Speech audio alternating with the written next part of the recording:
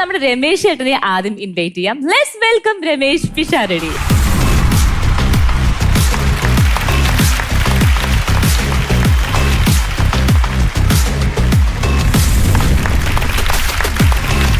നമ്മളെപ്പോഴും ഓണമെന്ന് പറയുന്നത് പണ്ട് നമുക്കൊരു നല്ല കാലം ഉണ്ടായിരുന്നു, ഇനി നമുക്കൊരു നല്ല കാലം വരും എന്ന് പറയുന്ന ആശയുടെയും പ്രതീക്ഷയുടെയും ഇടയിലാണ് നമ്മൾ ഓരോ ഓണക്കാലവും കൊണ്ടുവന്നത്. അതിനിടയിൽ ഇങ്ങനെയുള്ള കൊച്ചു കൊച്ചു ഒത്തുചേരലുകൾ വലിയ സന്തോഷം തരുന്നതാണ്. പലതരത്തിലുള്ള ചേരുവകൾ ചേർത്തുകൊണ്ടാണ് ഇന്ന് ഈ fun baby fun special episode നിങ്ങൾക്ക് വേണ്ടി ഒരുക്കിയിട്ടുള്ളത്. ഇത് കൂടുതൽ സ്പെഷ്യൽ ആക്കണമല്ലോ നമുക്ക്. അതിനുവേണ്ടി ഒരാളെ ഞാൻ നമ്മുടെ ഈ ഫൺ ബേബി ഫണ്ടിലേക്ക് ക്ഷണിച്ചിട്ടുണ്ട്. അദ്ദേഹം എത്തുന്നതാണ്. മലയാളികൾക്ക് കൃത്യമായിട്ട് പറഞ്ഞാൽ ഏകദേശം 27 വർഷത്തോളമായിട്ട് വളരെ പ്രിയപ്പെട്ട ഒരാൾ.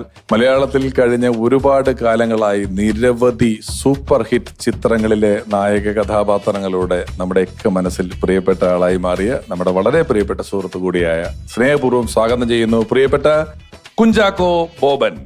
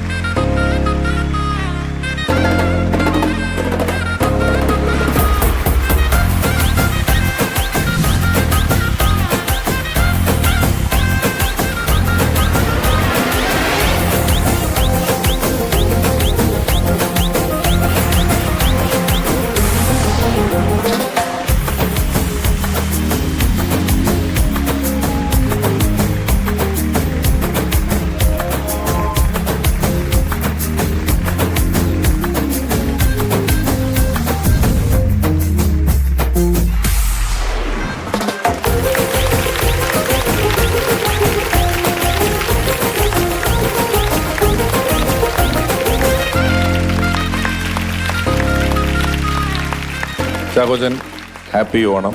ഹാപ്പി ഓണം. വ്യക്തിപരമായ പേരിലും സൂര്യ ടിവിയുടെ പേരിലും ഫൺ ബേബി ഫണ്ടിന്റെ പേരിലും അറിയിക്കുന്നു. അമൃതയുടെ അത് നിനക്ക് പറഞ്ഞോട്ടെ, നീ അടുത്ത് നിൽക്കുമല്ലേ? ഞാനൊന്ന് ഹഗ് ചെയ്തോട്ടെ. ഒന്നോ രണ്ടോ പ്രാവശ്യം ചെയ്തു അല്ലേ? അതെ, ഓണമല്ലേ, ഓണം ബോണസ്. ഹാപ്പി ഓണം. ഒരുപാട് സന്തോഷം. ഈ ഒരു പുതിയൊരു പരിപാടി തുടങ്ങിയാണ് ഫൺ ബേബി ഫൺ. അതെ, തുടങ്ങി. നമ്മൾ കഴിഞ്ഞ ആഴ്ച തുടങ്ങി. ഇത് നമ്മുടെ ഓണം സ്പെഷ്യൽ എപ്പിസോഡുകൾ പോവാണ്. ഞാൻ തുടങ്ങുന്നതെന്ന് അങ്ങനെ രമേശ് പിഷാരടി എന്റർടൈൻമെന്റ്സും സൂര്യ ടി വി കൂടെ ചേർന്ന് അവതരിപ്പിക്കുന്ന ഒരുപാട് എന്താ പറയാ സ്റ്റാൻഡപ്പ് കോമഡിയന്മാർക്ക് അല്ലെങ്കിൽ തമാശകൾ പറഞ്ഞ ആൾക്കാരെ ചിരിപ്പിക്കാൻ വേണ്ടി കഷ്ടപ്പെടുന്നവർക്ക് വേണ്ടിയിട്ടുള്ള ഒരു അവസരം ഒരുക്കുകയാണ്. പക്ഷെ നമ്മൾ കഷ്ടപ്പെട്ട് ചിരിക്കേണ്ട ആവശ്യമില്ലെന്നാണ് എനിക്ക് തോന്നുന്നത്. കാരണം ഈ പരിപാടി ഇതിനു മുമ്പും ഇതുകൊണ്ട് ചെയ്തിട്ടുള്ള ഒരു എക്സ്പീരിയൻസ് ഉള്ള ഒരു വ്യക്തിയാണ് രമേശ്. സ്വാഭാവികമായിട്ടുള്ള തമാശകളിലൂടെ രസിപ്പിക്കുന്ന ഒരു പരിപാടിയായിരിക്കും ഫൺ ബേബി ഫൺ എന്നതിൽ യാതൊരു സംശയമില്ല. So all the best and congrats for the entire team. ഇവിടെ ചിലരൊക്കെ അവതരിപ്പിക്കാൻ വരുന്ന ആൾക്കാർ പറയുന്നൊരു കാര്യമുണ്ട്. ഞാൻ അവിടെ പഠിച്ചപ്പോൾ ശരിയായിരുന്നു, റൂമിൽ വെച്ച് പറഞ്ഞു നോക്കപ്പോൾ ശരിയായി, സ്റ്റേജിൽ വന്നപ്പോൾ എന്താണെന്നറിയില്ല എല്ലാം കൂടെ കണ്ടപ്പോൾ നിങ്ങളെയൊക്കെ കണ്ടപ്പോൾ പേടിച്ചു പോയി എന്നൊക്കെ പറയുന്ന ഒരുപാട് പേരെ ഞാൻ കണ്ടിട്ടുണ്ട്. പക്ഷെ ഞാൻ എൻ്റെ ഒരു പരിചയത്തിൽ അല്ലെങ്കിൽ സിനിമ കാര്യങ്ങളിൽ ചാക്കോച്ചൻ്റെ കൂടെ അഭിനയിക്കാൻ വരുന്ന ഒരാൾ റെസ്പെക്ട് ഉണ്ടാവും, സ്നേഹം ഉണ്ടാവും. പക്ഷെ എനിക്ക് അയ്യോ ചാക്കോച്ചനെ കണ്ടതോടെ ഞാൻ പേടിച്ചു പോയി എന്ന് പറയുന്നത് ഞാൻ ഇതുവരെ കേട്ടിട്ടില്ല. അദ്ദേഹം അത്രയും സൗമ്യനായിട്ട് എല്ലാവരെയും വളരെ കെയർ ചെയ്ത് നിർത്തുന്ന ഒരാളാണ്. അങ്ങനെ ആരെങ്കിലും പേടിച്ചതായിട്ട് പറഞ്ഞിട്ടുണ്ടോ? ഇല്ല, അങ്ങനെ എനിക്ക് അറിവില്ല. മാക്സിമം എല്ലാവരെയും ഹാപ്പി ആയിട്ട് അല്ലെങ്കിൽ എന്താ പറയാ അങ്ങനത്തെ ഒരു ആൾക്കാർ പറയുന്ന പോലെ ഭയങ്കര ഒരു ഓറ അല്ലെങ്കിൽ ഒരു പേടിപ്പിക്കുന്ന ഒരു ഭയം അങ്ങനെ ഫീൽ ചെയ്യാത്ത രീതിയിൽ ആൾക്കാരുടെ കൂടെ ജെല്ല് ചെയ്യാൻ വേണ്ടി ഞാൻ ശ്രമിക്കാറുണ്ട്. എനിക്ക് ശരിക്കും പറഞ്ഞാല് തയ്യാറാക്കി കൊണ്ടുവന്ന് പറയുന്നതാണ് ടെൻഷൻ. വന്നിട്ട് നാച്ചുറലായിട്ട് ഇപ്പം ഈ വേദിയിൽ വരുമ്പോൾ തന്നെ എന്താണെന്ന് മനസ്സിൽ വരുന്നത് അത് വാക്കുകളിലൂടെ പുറത്തേക്ക് വരുന്നു, അല്ലെങ്കിൽ മനസ്സിലുള്ളത് പുറത്തേക്ക് വരുന്നതിനപ്പുറം എഴുതി തയ്യാറാക്കി പറയുന്നത് എനിക്ക് ടെൻഷനുള്ള കാര്യമാണ്. ഈ നമ്മുടെ ഒരു അമ്മ അസോസിയേഷന്റെ ഫംഗ്ഷന് പോലും ഒരു പ്രോഗ്രാം നടക്കുമ്പോൾ ഞാനല്ല ട്രഷററായിരുന്നു. അപ്പോൾ നമുക്കറിയാവുന്ന ആൾക്കാരാണ് ചുറ്റുമുള്ളത്, നമുക്ക് നമ്മുടെ കൂടെ പ്രവർത്തിച്ചവരുണ്ട്, നമുക്ക് ഇഷ്ടമുള്ള ആൾക്കാരുണ്ട്, തമാശ പറയുന്നവരുണ്ട്, ഒരുപാട് ആൾക്കാരുണ്ട്. അപ്പോൾ അവരെല്ലാവരും സദസ്സിലിരിക്കുന്നു. എനിക്ക് ഒഫീഷ്യലായിട്ട് ആദ്യമായിട്ട് ഒരു പേപ്പറിൽ ഈ കണക്കുകളും കാര്യങ്ങളൊക്കെ പറയാൻ വേണ്ടിയിട്ടുള്ള ഒരു സാധനം തന്നു. വന്നു കഴിഞ്ഞിട്ട് എനിക്ക് പറയാൻ പറ്റില്ല, എനിക്ക് വിറക്കിയായി. കാരണം എല്ലാവരും എനിക്ക് അറിയാം, പരിചയമുള്ള ആൾക്കാരാണ്. പക്ഷെ ഇത് ഭയങ്കര പ്രശ്നമായി പോയി. കള്ളങ്ങൾ ഒളിക്കാനുള്ളവനാണ് ഒരുപാട് പ്രിപ്പയർ ചെയ്യേണ്ടത്. അറിയാതെ വായിന്ന് ചാടി പോരുതല്ലോ.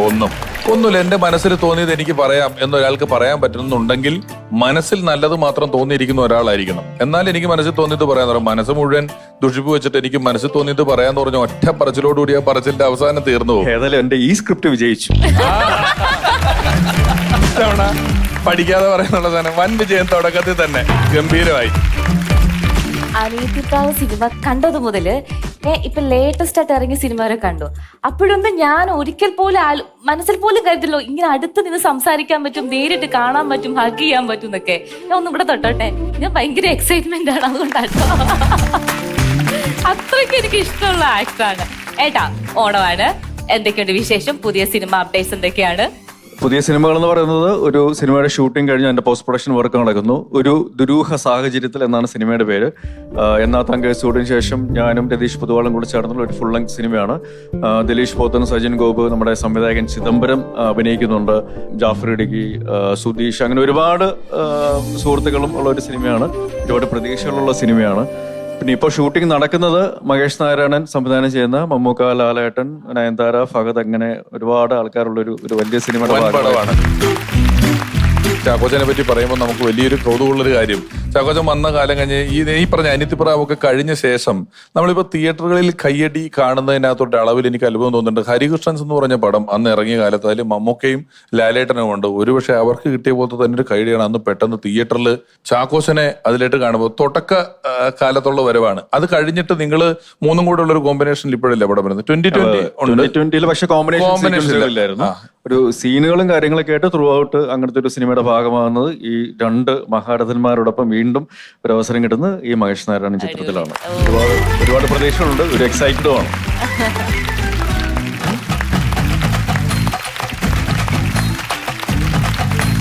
നമസ്കാരം. സാറേ, കാവടിക്കാർക്ക് 2000 വെച്ചാണല്ലോ പറഞ്ഞത്. പക്ഷെ ഞാനൊരു 20,000 വെച്ചിട്ട് കൊടുത്തിട്ടുണ്ട്. കുഴപ്പമില്ലല്ലോ? കുഴപ്പമൊന്നുമില്ല. കുഴപ്പമുണ്ടാവില്ല. എനിക്ക് ഇത്തിരി കുഴപ്പമുണ്ട്. കാശ് കുഴപ്പമേ. നല്ലൊരു ദിവസമായിട്ട് പായസമൊക്കെ ഉണ്ടാക്കി കുടിക്കട്ടെ അല്ലേ?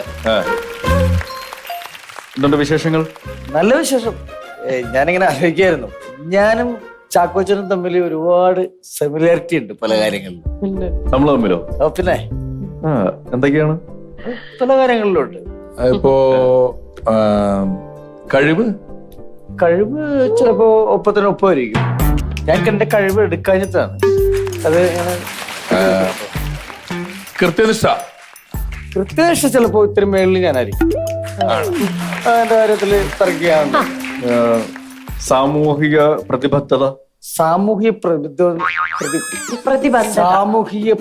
എന്ന് പറഞ്ഞാല് അതെനിക്കായിരിക്കുള്ളൂ. ഞാൻ ഇഷ്ടംപോലെ കമ്പനികൾ നടത്തുന്നുണ്ട്, ഒരുപാട് വ്യവസായ സ്ഥാപനങ്ങളുണ്ട്, അതിലൊക്കെ ജോലി ചെയ്യണ ഒരുപാട് ആൾക്കാരുണ്ട്. അപ്പൊ അത് കൂടുതലും എനിക്കായിരിക്കും. പിന്നെ എന്താണ് നമ്മൾ തമ്മിലുള്ള സാമ്യത? നമ്മ തമ്മിലെന്ന് പറഞ്ഞാൽ ഒരു ഗർഭസാമ്യതയുണ്ട്.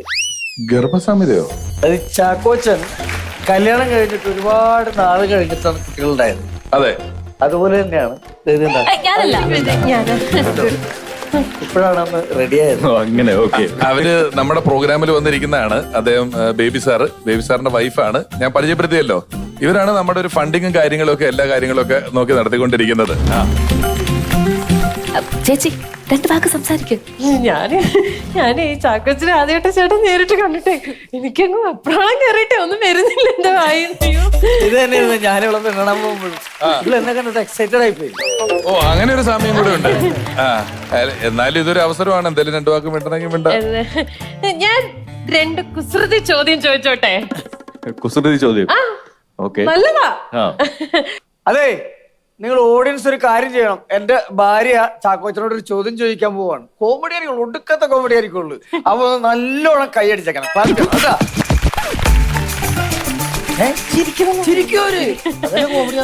ചോദിച്ചോട്ടെ? ആദ്യത്തെ ചോദ്യം, യൂസഫ് അലി സാറിന് പരിചയം ഉണ്ടായിരിക്കുമല്ലോ? പരിചയമുണ്ട്, അത്യാവശ്യം. ഞങ്ങൾക്കും ഭയങ്കര പരിചയമുണ്ട്. ഇവിടെ 2 കറിയും ചോറൊക്കെ തിന്നിട്ടൊക്കെ പോട്ടെ. 2 കറിയും ചോറും ഒക്കെ അടിപൊളി. ചോദ്യം ഏതാണ്? യൂസഫ് അലി സാറിന്റെ മോളുടെ പേര്? സിമ്പിള്. നിങ്ങൾക്കറിയോ? എനിക്ക് അറിയാൻ പരിചയം. ഞാൻ അറിയുന്നതാണ്. നിങ്ങൾക്ക് ഇപ്പൊ ക്ലൂ ഇത് തരാൻ പാടില്ലല്ലോ, അതുകൊണ്ടാണ്. മോളുടെ പേര് എനിക്ക് പിടുത്തമില്ല. അറിയില്ല? ഇല്ല. ശരിക്കും അറിയില്ല. ശരിക്കും അറിയില്ല. ഉത്തരം ഞാൻ തന്നെ പറയട്ടെ. ലുലുമോൾ. യൂസഫ് അലി സാറിന്റെ മോൾ ലുലുമോൾ. രണ്ടാമത്തെ ചോദ്യം. നമ്മുടെ സ്വപ്നക്കൂട് സിനിമയൊക്കെ ഞാനും കണ്ടതാ, വലിയ ഫാനായിരുന്നു ആ സമയത്ത്, ഞാനൊക്കെ ഇപ്പോഴും അതെ. അപ്പൊ പൃഥ്വിരാജ് സാറും ഒക്കെ ആയിട്ട് ഭയങ്കര കമ്പനി ആയിരിക്കുമല്ലോ ചാക്കോച്ചനെ? സാറുമായിട്ട് അത്യാവശ്യം നല്ല പരിചയമാണ്. നമ്മുടെ പൃഥ്വിരാജ് സാറ് പ്ലാസ്റ്റിക് സർജറി ഒക്കെ ചെയ്ത് മാറി വന്നു കഴിഞ്ഞാൽ അദ്ദേഹത്തിന് പാടാൻ പറ്റിയ ഒരു പാട്ട് ഏതായിരിക്കും? ഏത് പാട്ടായിരിക്കും അദ്ദേഹം പാടുന്നത്? പൃഥ്വിരാജ് പ്ലാസ്റ്റിക് സർജറി ചെയ്ത് കഴിഞ്ഞാൽ പറഞ്ഞിട്ടില്ലല്ലോ. പുള്ളി പാടുന്ന പാട്ടോ? ഇല്ല, പിടുത്തമില്ല. ഇതിലും പാട്. ഞാൻ പാടട്ടെ. പുതിയ മുഖം, പുതിയ മുഖം. വളരെ വളരെ ഇച്ചിരി കറക്ഷൻ കൂടിപ്പോയാലേ ഉള്ളൂ. എന്റെ പേരിൽ സോറി. രമിച്ചേട്ടൻ 2-3 ചോദ്യം അത് വേണ്ട വേണ്ട, അടുത്ത ഓണവും വരുമല്ലോ. ഈ ഓണത്തിന് എല്ലാം കൂടെ ചോദിച്ചു തീർത്താലേ നമുക്ക് നടക്കത്തില്ല. അതുകൊണ്ടാ കേട്ടോ. അപ്പൊ 2 കോമഡി ചോദ്യങ്ങളും വിജയിച്ച സ്ഥിതിക്ക് ഇന്നത്തെ ഈ പ്രോഗ്രാം എന്റെ ഭാര്യയും കൂടി ആങ്കർ ചെയ്തു. അത് സമ്മതിക്കത്തില്ല. ഞാനല്ലേ ഇത്രയും ദിവസം ഇവിടെ ചെയ്തോണ്ടിരുന്നത്. ഞാൻ തീരുമാനിക്കും. ഞാൻ മുടക്കിയതാണെങ്കിൽ ഞാൻ പറഞ്ഞ കേട്ടോ. എന്റെ ഭാര്യ ബേബി സാറേ, ഞാനൊരു കാര്യം ചോദിച്ചിട്ട്, നമ്മളൊരു ഗസ്റ്റ് വന്നൊരു സ്പെഷ്യൽ എപ്പിസോഡാണ്. അത് റെഗുലർ ആയിട്ട് പോകുന്ന പോലെ പോകട്ടെ. നിങ്ങൾ സാധാരണ എപ്പിസോഡുകൾ ചെയ്യാറില്ലല്ലോ. വിശിഷ്ടാതിഥികൾ വരുന്ന അല്ല, ഈ സമയത്ത് ഇത്ര സ്ട്രെസ് എടുക്കണ്ട. അതെ അതെ അതെ അതെ അതെ. എനിക്ക് ഭയങ്കര സന്തോഷമുള്ളൂ. ബാക്കിയുള്ളവർക്ക് സ്ട്രെസ് കൊടുക്കണ്ട. അല്ല, ബാക്കിയുള്ളവർ സ്ട്രെസ് എടുത്താൽ കുഴപ്പമില്ല, പ്രസവിക്കുന്ന ഞാനല്ലേ. അല്ല, ഇത് ഓണം എപ്പിസോഡാണ്. ചാക്കോച്ചൻ വന്ന എപ്പിസോഡാണെങ്കിൽ എന്റെ ഭാര്യ ആങ്കർ ചെയ്യും. അത് വേണം. അതെന്താ കൈ നിറയെ ചോദ്യങ്ങളൊക്കെ കൊണ്ടുവന്നതാ. എനിക്ക് ചോദ്യങ്ങളൊന്നും ഇങ്ങനെ എഴുതി വെക്കണ്ട. എന്റെ ഉള്ളിൽ നിന്ന് വരും ചോദ്യങ്ങളൊക്കെ ഇങ്ങനെ. ഒന്ന് കാണണമല്ലോ, ഒന്ന് ആങ്കർ ചെയ്താ കാണട്ടെ. Okay, ready. രമേശ് ചേട്ടാ, ഓണപരിപാടിയല്ലേ? ചാക്കോച്ചൻ നമുക്ക് വന്നാൽ സന്തോഷാണ്, വളരെ സന്തോഷ. പക്ഷെ ഈ സന്തോഷം ഡബിൾ ആക്കാൻ ഒരു ഗസ്റ്റിനെയും കൂടെ കൊണ്ടുവന്നാലോ? അയ്യോ, സർപ്രൈസ് ആയിപ്പോയി. ഞാനിപ്പോ വിളിക്കാം. കോമഡികൾ അല്ലെങ്കിൽ ഹാസ്യ രംഗങ്ങൾ, ചില സിനിമയിലെ ചില സീൻസ് ഒക്കെ എടുത്തു കഴിഞ്ഞാൽ നമ്മൾ ഇന്നും ഓർത്തോർത്ത് ചിരിക്കുന്ന എത്രയോ രംഗങ്ങൾ. ആ ഒരു കാലഘട്ടത്തിന്റെ തുടക്കം മുതൽ ഇന്ന് വരെ ഈ ഒരു കോമഡി അല്ലെങ്കിൽ മലയാള സിനിമയിൽ നിറഞ്ഞു നിൽക്കുന്ന ഒരു താരം, നമുക്ക് എല്ലാവർക്കും ഏറ്റവും പ്രിയപ്പെട്ട എത്ര കഥാപാത്രങ്ങളിലൂടെ നമ്മുടെ മനസ്സിൽ ഇടം നേടിയ ഏറ്റവും പ്രിയപ്പെട്ട സലീമേട്ടനെ വേദിയിലേക്ക് സ്വാഗതം ചെയ്യുന്നു. സലീം കുമാർ.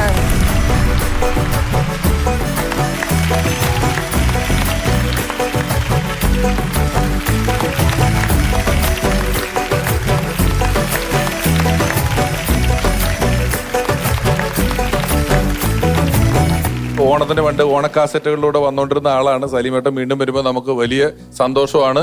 എനിക്ക് ആ അറ്റത്തിക്കണ ആളെ മനസ്സിലായില്ല. അറ്റത്തിക്കണ അണ്ണാനിധി. അണ്ണാനിധിയോ?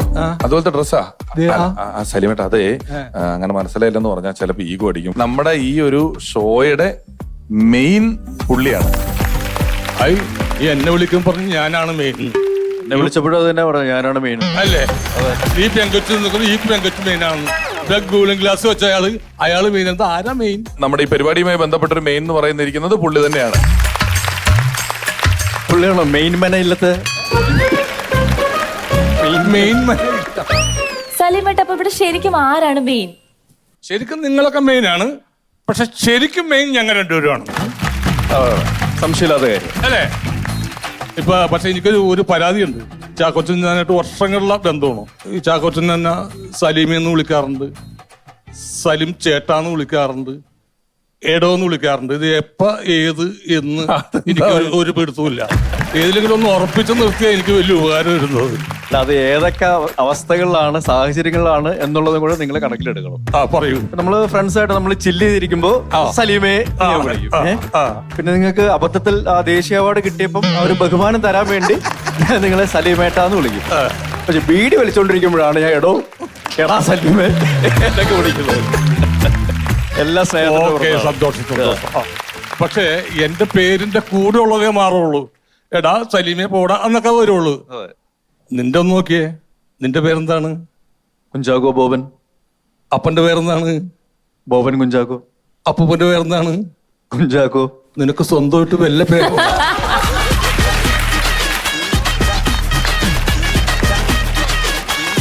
അപ്പൂപ്പന്റെ പേരും അപ്പന്റെ പേരും കൂടി കൂട്ടിയിട്ടേക്കുന്നു. അതെ പോട്ടെ, എല്ലാം ഞാൻ സ്വന്തമായിട്ട് ഒരു ചീത്ത പേര് പോലും അതെ, ഇല്ല. അതെ.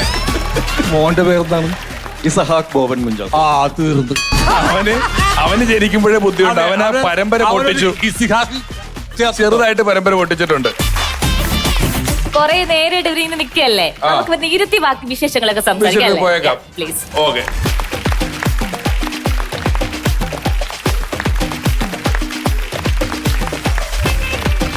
My G future fun baby ഫണിൽ അടുത്തതായിട്ട് നമുക്ക് ഡാൻസ് പെർഫോമൻസ് കാണാം. ഇത് കുറച്ച് സ്പെഷ്യൽ ഡാൻസ് ആണ്. അപ്പൊ നമുക്ക് പെർഫോമൻസ് കണ്ടിട്ട് അതിന്റെ ഡീറ്റെയിലോട്ട് പോവാം.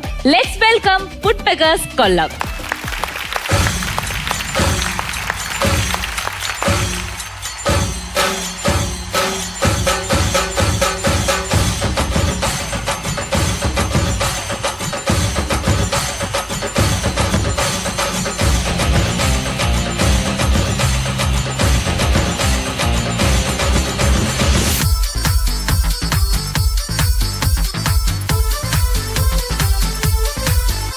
പൊന്മാനെ പൂന്തേനെ മീ മിന്നി തെന്നും മീനെ കണ്ണാളെ പെണ്ണാളെ ഞാൻ സ്വപ്നം കണ്ടേ നിന്നെ. ഒരു വട്ടം മെയ്യിൽ തൊട്ടോട്ടെ, ഒരു കൂട്ടം കാതിൽ ചൊന്നോട്ടെ. മഴവില്ലിൻ ചന്തം ചേരും ചിരി കണ്ടാൽ ആരും വീഴും ചിങ്കാര പൊന്നും തിടമ്പേ വിടർന്ന കടമ്പേ കിലുങ്ങും ചിലമ്പേ കുറുമ്പിൻ തരിമ്പേ.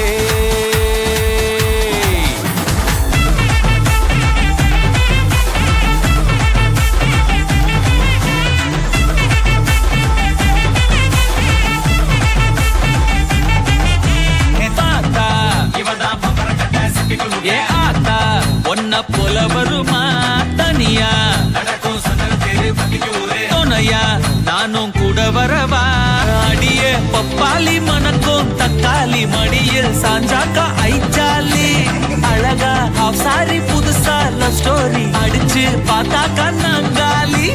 சிரிச்சாலோ முறைச்சாலோ நீய உசுறு தாய் கிளவி தாய் கிளவி தாய் கிளவி தாய் கிளவி தாய் கிளவி தாய் கிளவி தாய் கிளவி தாய் கிளவி தாய் கிளவி.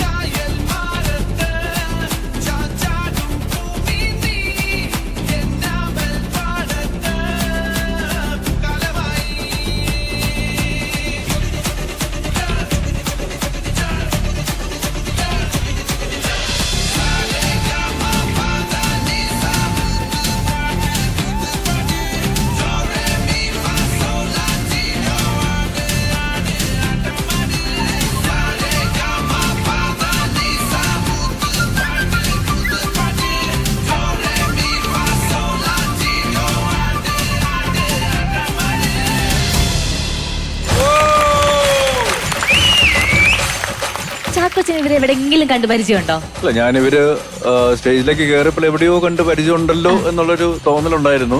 പ്രത്യേകിച്ച് നമ്മുടെ അമൃതയുടെ വലതുവശത്തിരിക്കുന്ന ആളെ കണ്ടപ്പോ എന്നെ വലിച്ചു കിടന്ന ട്രെയിനറുണ്ട് ഷിബിൻ എന്ന് പറഞ്ഞിട്ട്, പുള്ളിയാണോ ഇതെന്നൊരു ഡൗട്ട് ആദ്യം വന്നു. അത് കഴിഞ്ഞാണ് എനിക്ക് മനസ്സിലായത്. ഞാൻ ഇവരുടെ ഒരു പെർഫോമൻസ് ഇൻസ്റ്റയില് കണ്ടിട്ട് അതിന് കമന്റ് ചെയ്തിട്ടുണ്ടായിരുന്നു. അത് ഭയങ്കര വൈറലായിരുന്നു. അപ്പം അതിന് അങ്ങനെ സ്പെഷ്യൽ ആയിട്ട് ഇവിടെ വന്നതാണ് ഇവര്. അവർക്ക് വലിയ സന്തോഷമായിരുന്നു ഇവിടെ വരാൻ. അവരായിട്ട് ഇനീഷ്യേറ്റീവ് എടുത്ത് പഠിച്ച് വന്നിട്ടുള്ള ടീമാണ് ഇവിടെ പെർഫോം ചെയ്തത്. അടിപൊളി. കൊല്ലമല്ലേ? കൊല്ലത്ത് എവിടെയാണ്? കൊല്ലത്തിന്റെ ഒരു മനോഹാരിത കാണിക്കുന്ന ഒരു ആൽബം കൂടിയായിരുന്നു അത് ശരിക്കും, അല്ലേ? ആഗ്രഹം ഉണ്ടായിരുന്നു. എന്തായിരുന്നു സംഭവം? ഞങ്ങളൊരു നോർമലി ചെയ്തൊരു ഡാൻസ് ആയിരുന്നു. അപ്പോൾ ആ ഡാൻസ് അത്രയും വൈറലായി, ഓഡിയൻസ് അത്രയും ഏറ്റെടുത്തു. അപ്പൊ അതിൻ്റെ അകത്ത് കമന്റുകൾ മൊത്തം ചാക്കോച്ചൻ കാണണം എന്നുള്ള എല്ലാ മെസ്സേജ് വന്നു. പിന്നെ അത് നേരെ ഒരു ന്യൂസ് ചാനൽ വന്നു. അന്ന് ഞങ്ങൾ ഉച്ചയ്ക്ക് നോക്കാൻ നേരത്ത് ചേട്ടൻ്റെ ഒരു കമന്റ് വന്ന് അത് ഞങ്ങളെ വേറൊരു ലെവലിൽ എത്തിച്ചു. അപ്പോൾ ഞങ്ങളൊരു ആഗ്രഹമാണ് ചേട്ടൻ്റെ ഒരു ഓട്ടോഗ്രാഫ് ഞങ്ങൾക്ക് തരാൻ വേണ്ടി.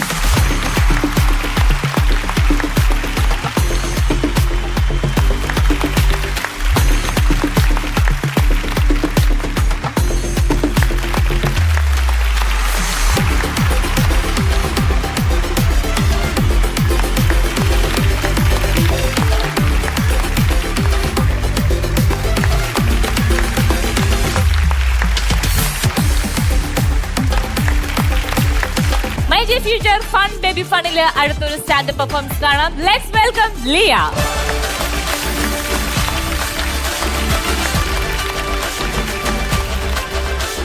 സത്യം പറഞ്ഞ ഇതാണ് എന്റെ ഓണം. ആരൊക്കെയായിരിക്കണേ പെട്ടെന്നൊരു നമ്പൂതിരി ഭാഷ. അതെ, നിങ്ങൾ എല്ലാരും കുറച്ചു നേരം ഒന്ന് ശാന്തമായിരിക്കണം. ഇനിയുള്ള ഒരു 2 മിനിറ്റ് എനിക്കും ചാക്കോച്ചനും സംസാരിക്കാനുള്ളതാ. ഞങ്ങളും മാർത്തന്നോ മാറിത്തരണ്ട, സൈലന്റ് ആയാ മതി. ചാക്കോച്ച, അനിയത്തിപ്രാവ് ഇറങ്ങുമ്പോ ക്രഷ് ആയിരുന്നു കേട്ടോ. ലിയയുടെ അമ്മയുടെ.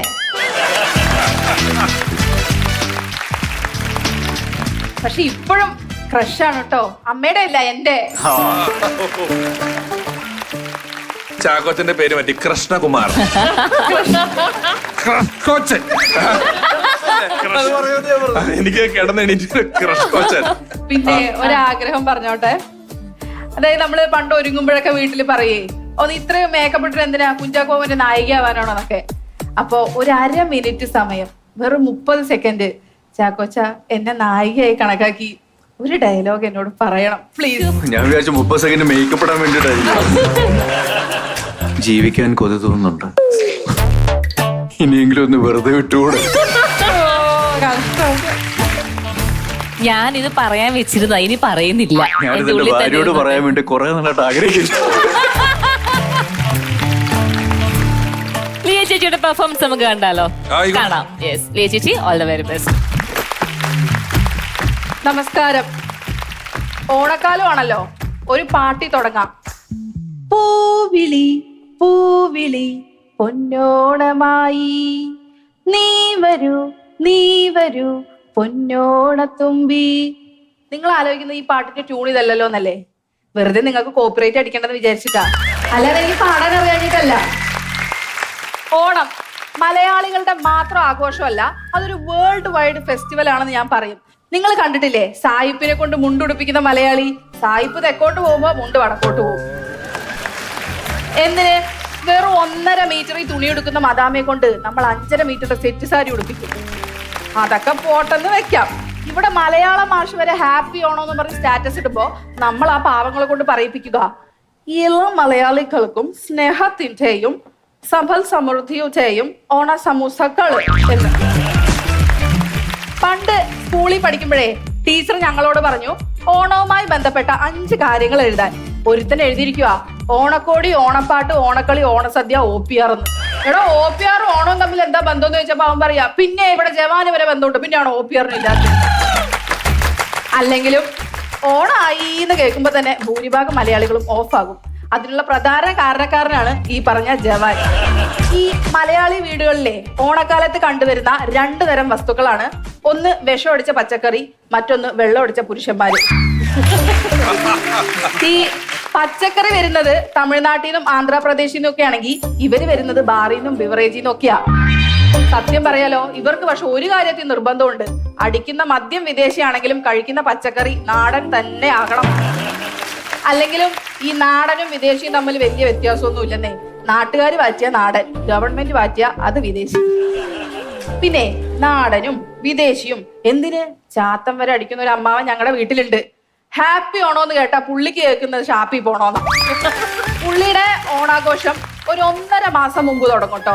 പുള്ളി എല്ലാ പണിക്കും കഷ്ടപ്പെട്ട് പോകും, പൈസ ഉണ്ടാക്കും. തിങ്കൾ മുതൽ ശനി വരെയുള്ള എല്ലാ പലിശക്കാരോടും കടം ചോദിക്കും. ശനിയാഴ്ചക്കാരൻ അണ്ണാഴ്ചയെ, വെള്ളിയാഴ്ച തന്നെ തടഞ്ഞു നിർത്തി പൈസ ചോദിക്കും. ബേബി സാറിനെ കണ്ട അപ്പ വേണമെങ്കിലും ചോദിക്കും. കാരണം എന്തിനാ? ഈ പൈസയൊക്കെ വെച്ച് ഓണം അറിഞ്ഞൊന്നും ഉണ്ണാൻ. എന്നിട്ട് ഓണത്തിന്റെ അന്ന് രാവിലെ സദ്യക്ക് വാഴയില വെട്ടുമ്പോ പുള്ളി അവിടെ കിടക്കും വെട്ടിയിട്ട ബായത്തണ്ട് പോലെ. പിന്നെ തലപൊങ്ങുന്നത് രാത്രി 10 മണിക്കാ. ആ സമയം എന്ന് പറഞ്ഞാൽ അമ്മായി പട്ടിക്ക് ചോറ് കൊടുക്കുന്ന സമയാ. ആ കൂട്ടത്തിൽ ചട്ടിയിലാക്കി വല്ലതും ഒക്കെ കൊടുത്താലായി. സത്യം പറഞ്ഞാ ഈ പട്ടിച്ചോറാണ് പിൽക്കാലത്ത് ചട്ടിച്ചോറ് എന്ന പേരിൽ അറിയപ്പെട്ടത്. ഞാൻ അമ്മാവനോട് ചോദിച്ചിട്ടുണ്ട്, എന്തിനാ അമ്മാവ ഈ ഓണമായിട്ട് ഇങ്ങനെ വെള്ളമടിച്ച് അലമ്പുണ്ടാക്കുന്നതെന്ന്. അപ്പൊ പുള്ളി പറയാ, ഓണമായിട്ട് വെള്ളമടിച്ചില്ലെങ്കിൽ മാവേലി എന്ത് വിചാരിക്കുന്നു. പറഞ്ഞിട്ട് കാര്യമില്ല. മരണത്തിന് വെള്ളമടിച്ചില്ലെങ്കിൽ ആ ഡെഡ് ബോഡി എന്നെ കുറിച്ച് എന്ത് വിചാരിക്കുന്നു ചോദിച്ച ആളാ. അപ്പൊ ഇതേ പറയൂ. കഴിഞ്ഞ വർഷം ഓണാഘോഷത്തിന് അമ്മാവൻ ഇതുപോലെ മദ്യപിച്ച് ഓണ പരിപാടിക്ക് ചെന്നു. നോക്കുമ്പോ അവിടെ എന്താ, സുന്ദരിക്ക് പൊട്ടുതൊടൽ. അപ്പൊ തന്നെ ഒരു പൊട്ടെടുത്ത് ഈ ലോകത്തിൽ വെച്ച് ഞാൻ കണ്ടതിൽ വെച്ച് ഏറ്റവും വലിയ സുന്ദരി നീയാണ് ബിന്ദു എന്ന് പറഞ്ഞ് അപ്പുറത്തെ വീട്ടിലെ ബിന്ദു ചേച്ചിക്ക് തൊട്ട് കൊടുത്തു. പിന്നെ പറയണോ, പിന്നെ അങ്ങോട്ട് തിരുവോണത്തിന് അമ്മാവൻ ഉണ്ടിട്ടില്ല, അവിട്ടത്തിന് അമ്മാവനെ ഞാൻ കണ്ടിട്ടില്ല, ചതയത്തിന് കാണുമ്പോ മുഖത്ത് ആ ചതവ് അതുപോലെ ഇരിക്കുക. എന്തായാലും ഓണവും ആഘോഷങ്ങളും അതറിയുന്ന രീതിയൊക്കെ ഇപ്പൊ മാറിയില്ലേ. ഇപ്പൊ ആഘോഷങ്ങൾ അറിയുന്നത് സത്യം പറഞ്ഞാൽ ലോട്ടറിയിലൂടെയാ. വിഷു ബമ്പർ, ഓണം ബമ്പർ, പൂജ ബമ്പർ, ക്രിസ്മസ് ബമ്പർ, ഇനിയിപ്പോ വാവുബലി ബമ്പറും കൂടിയേ വരാനുള്ളൂ. അതുപോലെ പണ്ടൊക്കെ എന്ന് പറഞ്ഞാൽ ഓണക്കോടിക്ക് ഒരു പ്രത്യേകത ഉണ്ടായിരുന്നു. തലേ ദിവസം സമയമില്ലാത്ത സമയത്ത് 8:30 ഓടി നീ എന്തേലും എടുത്തോടി എന്ന് പറയുമ്പോൾ നമ്മൾ എടുക്കുന്ന ഒരു ജോഡി ഡ്രസ്സാണ് ഓണക്കോടി. പക്ഷെ ഇപ്പൊ അങ്ങനെയല്ല, ഓണക്കോടി 3 ജോഡിയാ. പൂക്കളം ഇടാൻ പട്ടുസാരി, സദ്യ കഴിക്കാൻ സെറ്റ് സാരി, ഇതെല്ലാം കഴിഞ്ഞ് റീൽസ് ഇടാൻ ഹാഫ് സാരി. ഹാഫ് സാരിയിൽ ഒരു റീൽസ്, അത് കലക്കും. സത്യം പറഞ്ഞാലേ ഈ ഓണത്തിനെ കുറിച്ചൊരു പഴഞ്ചൊല്ലാണ് കാണം വിറ്റ് ഓണം ഉണ്ണണോന്നുള്ളത്. പക്ഷേ ഇപ്പോഴത്തെ ഓണം ഉണ്ടെങ്കിൽ കാണുമല്ല, കിഡ്നി വരെ കിട്ടുന്ന വിലക്ക് വിൽക്കേണ്ടി വരും. അമ്മാതിരി വിലക്കയറ്റമല്ലേ. വെളിച്ചെണ്ണയ്ക്ക് 500, തേങ്ങയ്ക്ക് 200, വാഴയിലേക്ക് വരെ 15 രൂപ. ആകപ്പാട് ഓണത്തിന് ഫ്രീ ആയി വരുന്നത് മാവേലി മാത്രമേ ഉള്ളൂ. ഇനി പുള്ളി എന്താണാവോ സർവീസ് ടാക്സ് പ്ലസ് GST ഒക്കെ ഈടാക്കുന്നത്. ഇനിയിപ്പോ ഈ ഓണത്തിന് മാവേലി വന്നില്ലെങ്കിലും ശരി, എല്ലാ വീട്ടിലും ഡെലിവറി ബോയ് വരും. പായസം വരുന്നത് ആപ്പിലും, ബന്ധുക്കൾ വരുന്നത് വാട്സാപ്പിലും. ഇനി അഥവാ ബന്ധുക്കൾ വീട്ടിൽ വന്നാൽ തന്നെ മുമ്പൊക്കെ വിശേഷം എന്താ, പരിപാടി ഉണ്ടോ എന്നൊക്കെയാണ് ചോദിച്ചിരുന്നെങ്കിൽ ഇപ്പൊ ചോദിക്കുന്നത് വൈഫൈ ഉണ്ടോ, പാസ്വേഡ് എന്താന്നൊക്കെയാ. ഈ ഓണം കഴിഞ്ഞാലേ നമ്മുടെ ഏകദേശ തിരക്കൊക്കെ കഴിയും, നമ്മൾ ഫ്രീ ആവും. പിന്നെ തിരക്കുള്ള സ്ഥലം എന്ന് പറഞ്ഞാൽ അത് വീടിനകത്ത് ഫ്രിഡ്ജാ. 4, 3, 7 മാത്രം കൂട്ടാൻ അറിയുന്ന അമ്മ സൈൻറ്റീറ്റും കോസ്റ്റീറ്റും വരെ വെച്ച് അളന്ന് മുറിച്ചാണ് കറികളൊക്കെ പാത്രത്തിലാക്കി വെക്കുന്നത്. എന്നിട്ടും കാലത്തെണീറ്റ് ഫ്രിഡ്ജ് തുറന്ന് നോക്കിയാൽ കാണാം സാമ്പാറിന്റെ മടിയിലിരിക്കുന്ന അവിയൽ, അവിയലിന്റെ തോളത്തിരിക്കുന്ന തോരൻ, തോരന്റെ നെഞ്ചത്തിരിക്കുന്ന ഇഞ്ചിക്കറി. ഇതൊക്കെ പെട്ടെന്ന് കഴിച്ച് തീർത്തോണട്ടാ. അല്ലെങ്കിൽ രാവിലെ ഉച്ചയ്ക്ക് മാത്രമല്ല, വൈകുന്നേരം ചായയുടെ കൂടെ സ്നാക്സ് ആയിട്ട് വരെ അമ്മ അവിയൽ ചൂടാക്കി തരും. ഇനി അങ്ങോട്ട് ചൂടാക്കലിന്റെയും തണുപ്പിക്കലിന്റെയും ഒരു കാലഘട്ടമാണല്ലോ. ഈ കാഴ്ച കണ്ട നമുക്ക് വലിയ സന്തോഷമൊന്നും തോന്നൂല്ലെങ്കിലും നാളെ ഇതുവരെ ഏകാന്തതയുടെ തടവറയിൽ കഴിഞ്ഞ ഫ്രിഡ്ജിനകത്തെ ആ തേങ്ങാമുറുക്കി ഇനി അങ്ങോട്ട് ആഘോഷത്തിന്റെ രാവുകളാ. കഴിഞ്ഞ വിഷുവിന് കണ്ടതാ ഇവരെയൊക്കെ, ഇനിയിപ്പോ മിണ്ടിയും പറഞ്ഞിരിക്കാനൊക്കെ ഒരാളായല്ലോ. എനിക്ക് തോന്നുന്നത് ഓണത്തെക്കുറിച്ച് ഏകദേശം എല്ലാ കാര്യങ്ങളും ഞാൻ പറഞ്ഞു എന്നാ. ഇനിയും ഓണത്തെക്കുറിച്ച് പറഞ്ഞാൽ ചിലപ്പോൾ ഇവിടെ ഒരു ഓണത്തല്ല് നടക്കും. എന്തിനാടാ തല്ലുന്നത്? നിങ്ങൾ ഓഡിയൻസ് അല്ലേ, ഗുണ്ടകളൊന്നും അല്ലല്ലോ. ഹാപ്പി ഓണം.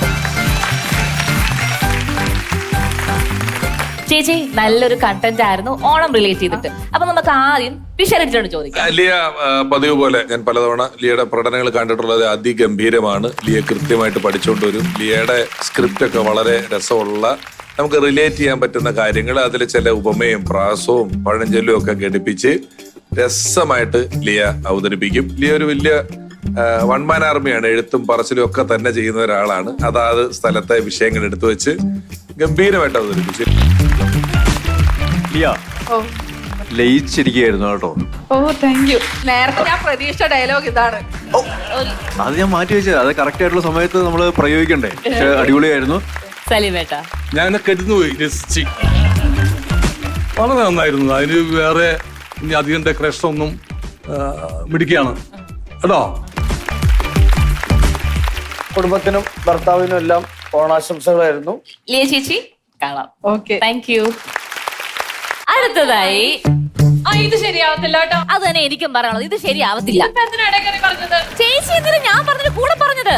ഞാനല്ലേ ആങ്കർ. ഞാനല്ലേ ആദ്യം ആങ്കറായിട്ട് ഇവിടെ വന്നത്. അപ്പൊ എനിക്ക് സംസാരിക്കാൻ കുറച്ച് സ്പേസ് ഇതാ. ഇന്നത്തെ എപ്പിസോഡ് തുടങ്ങിയപ്പോഴേ പറഞ്ഞല്ലേ ആരും ആങ്കർ ചെയ്യണം. ചെയ്തോളൂ, എന്റെ കൂടെ ചെയ്തോളൂ. പക്ഷെ ഒരുമിച്ച് എങ്ങനെ ചേച്ചി രണ്ടും കൂടെ മുന്നോട്ട് പോകുന്നത്? ഒരേ സമയത്ത് അങ്ങനെ ചെയ്താൽ എങ്ങനെ ശരിയാവും? ഇത് ശരിയാവത്തില്ല. ഒരു മിനിറ്റ് മറക്കിടാതെ ഒരു മാവേലി നടന്നു വരുമ്പോഴാണോ ഇങ്ങനെ മറക്കിടാതെ? അത് ശരി, എനിക്കും അത് തന്നെ പറയുള്ളൂ. മാവേലി നിൽക്കുമ്പോ ഞാൻ ഒന്നും പറയുന്നില്ല. മാവേലി ഇങ്ങോട്ടല്ലോ അവിടെ. അപ്പൊ ഈ നിൽക്കുന്ന മാവേലിയോ?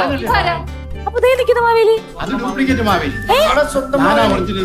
ഹലോ ഹലോ, ഇതേത് മാവേലി ഈ വന്ന് നിൽക്കുന്നത്? ഇത് ഞാൻ അറേഞ്ച് ചെയ്ത മാവേലി. അതെന്താ പറയണ്ടേ? ആ നിൽക്കുന്നത് ഞാൻ അറേഞ്ച് ചെയ്തല്ലോ മാവേലിനെ. ഇത് ഞാൻ മാഞ്ഞാലിന്ന് വിളിച്ച മാവേലിയാണ്. അങ്ങനെ പറയല്ലേ. ഞാൻ കാഞ്ഞിരവട്ടത്തു നിന്ന് വരുന്നതാ. എന്റെ വീട്ടിലിട്ടതിനെക്കാട്ടും വലിയ പൂക്കള പറയിട്ട് ഇത്രയും കാര്യങ്ങൾ സെറ്റ് ചെയ്തു. അവിടെ കാവടിക്കാരെ സെറ്റ് ചെയ്തു. പിന്നെ ചേച്ചാ ഇത്രയൊക്കെ പൈസ മുടക്കിയിട്ട് എന്റെ സ്വന്തം മാവേലിനും ഇത്രയും ഡിമാൻഡ് ഉള്ള ഒരു മാവേലിയെ കിട്ടാത്ത കാലത്ത് കഷ്ടപ്പെട്ട് ഞാൻ ഒരാളെ അറേഞ്ച് ചെയ്തുകൊണ്ട് വന്നപ്പോ സാർ ഇതിനകത്ത് കയറി ഇടപെട്ട് ഈ സൈസ് മാവേലിയും കൊണ്ട് വരല്ലേ ദൈവത്തോർത്ത്. ഞാൻ രാവിലെ ബസ്സുമ്പോ തൂങ്ങി കിടന്നിട്ടാ എന്ത് കഷ്ടപ്പെട്ട വന്നെന്നറിയാം. വെള്ളപ്പൊക്കമാണ്, അത് നീന്തിയാ വന്നത്. അയ്യോ, എന്നിട്ട് ഇവിടെ വന്ന് ഈ വർത്താനം പറഞ്ഞ ശരിയാവണം. അല്ല, ഇതിലൊരാളെ ഫിക്സ് ചെയ്തേ പറ്റുള്ളൂ കേട്ടോ. മാവേലി മാവേലി ചക്രവാണിയോട് ആരാ മാവേലി വിളിക്കാൻ പറഞ്ഞത്? സാറ് പറഞ്ഞായിരുന്നതേ. ഞാൻ പറഞ്ഞോ, ഞാൻ ഇവിടെ വേറെ മാവേലിനെ അറേഞ്ച് ചെയ്തിട്ടുണ്ടല്ലോ. ഇയാളെ ഒന്നും ഇവിടെ കയറ്റി നിർത്താൻ പറ്റത്തില്ല. അങ്ങനെ പറയരുത്. ഇല്ല, പറ്റില്ല. കേട്ടില്ല. ചക്രവാണി ഇതാരും മനുഷ്യരല്ല.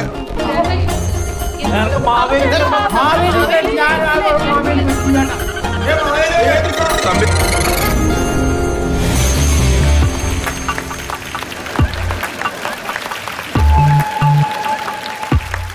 ഇതൊക്കെ ഏതാ? നിങ്ങളൊക്കെ എവിടുന്നാ വരുന്നത്? നിനക്ക് എന്താ കഴിവുണ്ടോ? നിങ്ങൾക്കൊക്കെ നിങ്ങൾ ആരാ? ഇതിന്റെ സംവിധായകൻ ഹരിപ്പിതായ അമ്മാവന്റെ പോലെയാണ് ഞാൻ.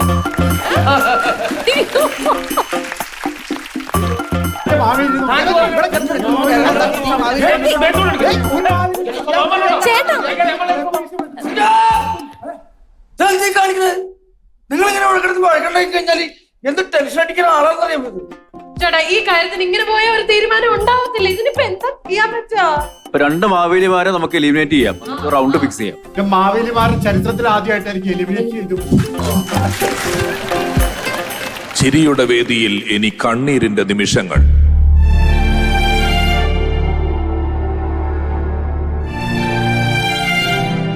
പ്രതിഭാധനരായ മാവേലികളിൽ നിന്നും ആര് പുറത്താകും, ആര് വേദിയിൽ തുടരും? ആർക്കും എന്തും സംഭവിക്കാം.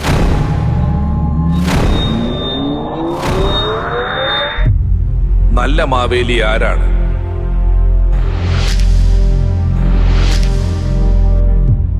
വിധികർത്താക്കളുടെ വിധിയിൽ അരങ്ങിൽ നിന്നും പടിയൊഴിയേണ്ട മാവേലി ഏതാണ്? കാത്തിരുന്ന് കാണുക.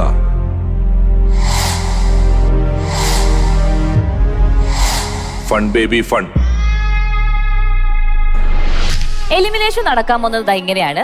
സലീമേട്ടൻ ഒരു ഡയലോഗ് പറയും, അത് ഏതിലെയാണെന്ന് പറയണം. റെഡിയാണല്ലോ? സലീമേട്ടാ ചോദിച്ചോളൂ. Beautiful people. വെറുതെ 10ാം ക്ലാസ് വരെ പഠിച്ചു.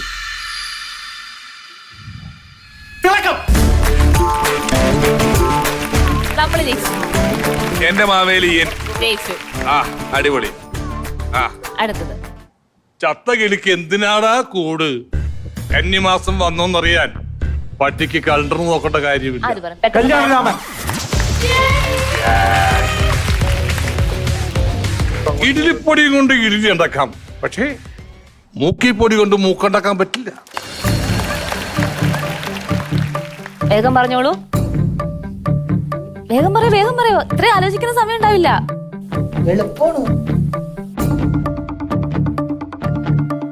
Time out. 2 പേർക്കും ഉത്തരം പറയാൻ സാധിച്ചിട്ടുണ്ടായിരുന്നില്ല. അപ്പം നിങ്ങൾ 2 പേരും ഔട്ട് ആയിരിക്കുകയാണ്.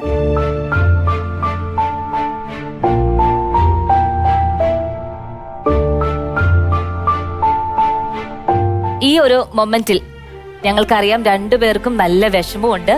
എന്നാലും എന്തെങ്കിലും പറയാനുണ്ടോ? വളരെയധികം ആഗ്രഹിച്ചിട്ടാണ് മാവേലി വേഷം കെട്ടിവിടെ വന്നത്. പക്ഷെ ഡയലോഗ് പെട്ടെന്ന് കിട്ടിയില്ല. കരയില്ലേ ചേട്ടാ? വളരെ പ്രതീക്ഷിച്ചാ അവിടെ വന്നത്. ഇനിയും അവസരങ്ങൾ ഉണ്ടാവുമല്ലോ. തീർച്ചയായിട്ടും. ചേട്ടൻ എന്തെങ്കിലും പറയാനുണ്ടോ? ഞാനും വളരെ ആഗ്രഹിച്ചിട്ടാണ് ഇവിടെ വന്നത്. നിങ്ങൾ രണ്ടുപേരും വിഷമിക്കണ്ട.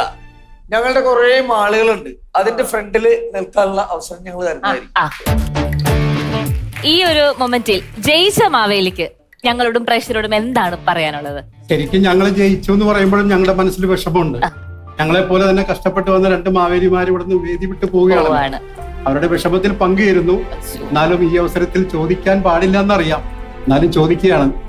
ഒരു മോതിരം തരാമോ? 2 കുറവുണ്ടാകും. ഫ്യൂച്ചർ ഫൺ ബേബി ഫണ്ണിൽ അടുത്തതായി ഒരു സ്റ്റാൻഡപ്പ് കോമഡി ചെയ്യാനെത്തുന്നു ജിത്തു.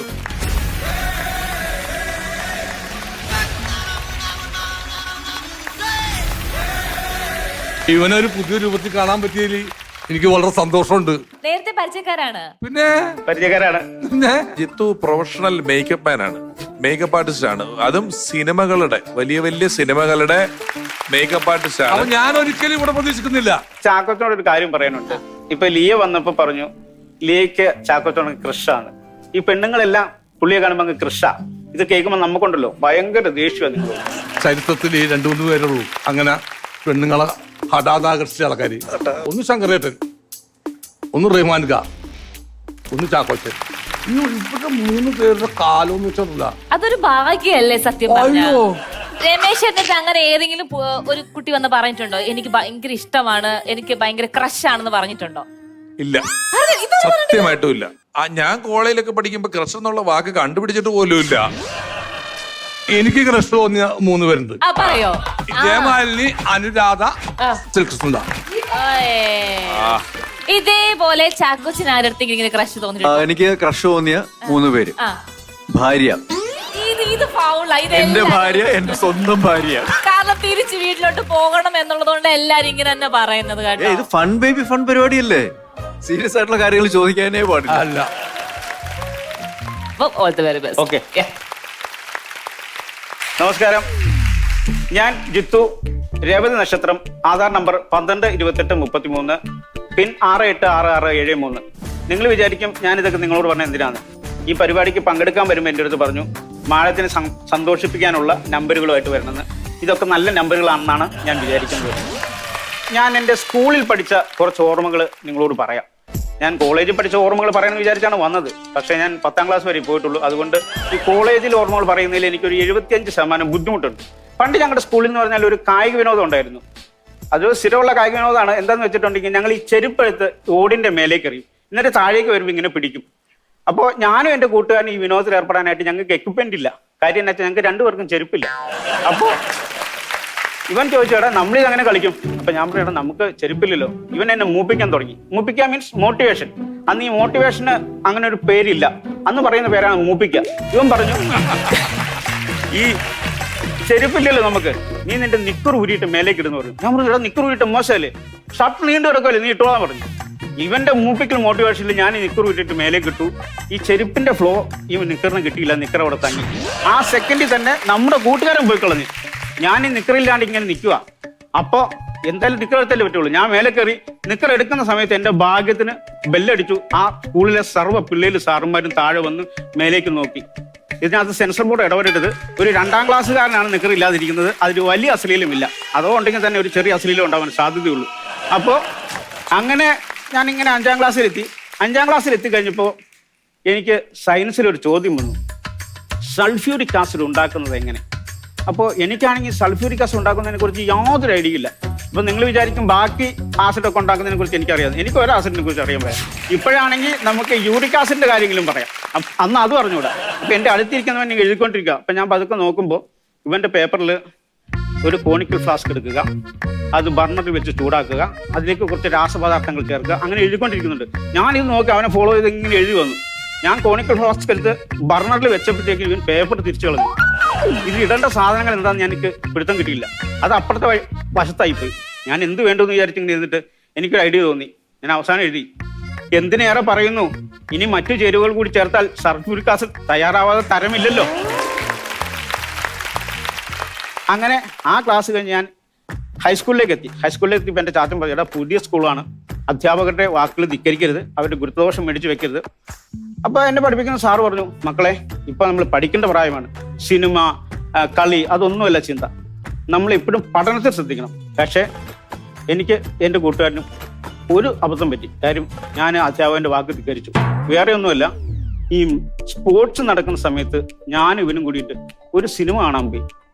അപ്പോൾ ക്ലാസ് കട്ട് ചെയ്തിട്ടൊന്നുമല്ല, സിനിമ കാണാനായിട്ട് ചെന്നു. നമ്മുടെ അടുത്ത ടൗണിലുള്ള തിയേറ്ററിൽ കയറി. അപ്പോൾ നമ്മൾ പ്രാർത്ഥിച്ചുകൊണ്ടാണ് പോകുന്നത്, ദൈവമേ ആരും കാണരുതേ. അപ്പോൾ ഞങ്ങൾ ടിക്കറ്റ് എടുത്ത് അകത്ത് കയറി കഴിഞ്ഞപ്പോൾ ഫുൾ കൂറ്റാക്കൂരിട്ടിട്ട് സന്തോഷമായി. കാരണം ആരുമില്ല, സ്ക്രീനിൽ വെളിച്ചം മാത്രമേ ഉള്ളൂ. അപ്പോൾ ഞങ്ങളൊരു സീറ്റിൽ പോയിരുന്നു. ഒരു 10 മിനിറ്റ് കഴിഞ്ഞപ്പോഴത്തേനും ഈ കണ്ണിൻ്റെ പെർസിസ്റ്റന്റ് ഓഫ് വിഷൻ വർക്ക് ചെയ്യാൻ തുടങ്ങി. കാരണം ചുറ്റുമുള്ളത് കാണാൻ തുടങ്ങി. അതിൻ്റെ പേര് അതാണെന്ന് എനിക്ക് അറിഞ്ഞുകൂടാ, പക്ഷേ കണ്ണിൻ്റെ ഒരു കഴിവ്. അപ്പോൾ നോക്കുമ്പോൾ എന്ന് പറയുന്നത് ഈ പറഞ്ഞ സാറും എൻ്റെ അപ്പനും അമ്മയും അല്ലാത്ത സർവ്വ ആൾക്കാരും ആ തിയേറ്ററിനകത്തുണ്ട്. എൻ്റെ ചേട്ടന്മാർ, നാട്ടോടെ ചേട്ടന്മാർ, അയൽക്കാർ എല്ലാവരും ആ പടത്തിനുണ്ട്. അങ്ങനെ ഈ സിനിമ കാണാൻ പോയവരെ നാട്ടിലിറങ്ങി സ്കൂളിൽ ഇറങ്ങി മൊത്തം കുഴപ്പമായി. സാറ് പറഞ്ഞു, ചാച്ചനെ വിളിച്ചുകൊണ്ടൊന്ന് ക്ലാസ്സിൽ കയറി മതി എന്ന് പറഞ്ഞു. എൻ്റെ ചാച്ചനാണെങ്കിൽ ഒരു സഹൃദയനാണ്. ഞാൻ പറഞ്ഞു, ചാച്ച ഇങ്ങനെ ഒരു പ്രശ്നം പറ്റിപ്പോയി. ക്ലാസ് കട്ട് ചെയ്തല്ല പോയത്, ഞങ്ങൾ സ്പോർട്സിൻ്റെ സമയത്ത് ഒരു സിനിമ കാണാൻ പോയി. അപ്പോൾ ഒന്ന് ക്ലാസ് വരെ വരണം എന്നാണ് പറയുന്നത്. ഞാൻ ചാച്ചൻ പറഞ്ഞു, ശരി വരാം. എന്തായാലും നിങ്ങൾ ക്ലാസ് കട്ട് ചെയ്തല്ലല്ലോ പോയത്. അങ്ങനെ ചെന്ന് കാശം പറഞ്ഞു, സാറേ ഇത് അവർ ക്ലാസ് കെട്ടി പോയതല്ലല്ലോ, സ്പോർട്സിന്റെ ഒന്നല്ലേ, ഒന്ന് ക്ഷമിച്ചുകൂടെ? അപ്പോൾ കുട്ടികളല്ലേ, ഒരു സിനിമ കാണാനുള്ള താല്പര്യമൊക്കെ ഉണ്ടാവുമല്ലോ. അപ്പോൾ ഈ അധ്യാപകൻ പറയാണ്, അതെ ഇവൻ സിനിമ കാണാൻ പോയെന്നുള്ളതല്ല മെയിൻ പ്രശ്നം, ഇവര് കണ്ട സിനിമയാണ് പ്രശ്നം. അപ്പോൾ ഇവര് പ്രായപൂർത്തിയാർക്ക് മാത്രം കാണാൻ പറ്റുന്ന സിനിമയാണ് കണ്ടത്. അപ്പൊ ഞാൻ പറഞ്ഞു, സാറേ നമുക്ക് അറിഞ്ഞുകൂടായിരുന്നു പ്രായപൂർത്തിയാർക്ക് മാത്രമുള്ള സിനിമയാണെന്ന്. അതിന്റെ പേര് കേട്ടാൽ ഭയങ്കര ക്യൂട്ടായിട്ടുള്ളൊരു പേരാണ്. ഇവൻ പറയുകയും ചെയ്തു, 2 തുമ്പികൾ പരസ്പരം കിന്നരിക്കുന്ന ഒരു സിനിമയാണ്. പടത്തിന്റെ പേര് കിന്നാര തുമ്പികൾ.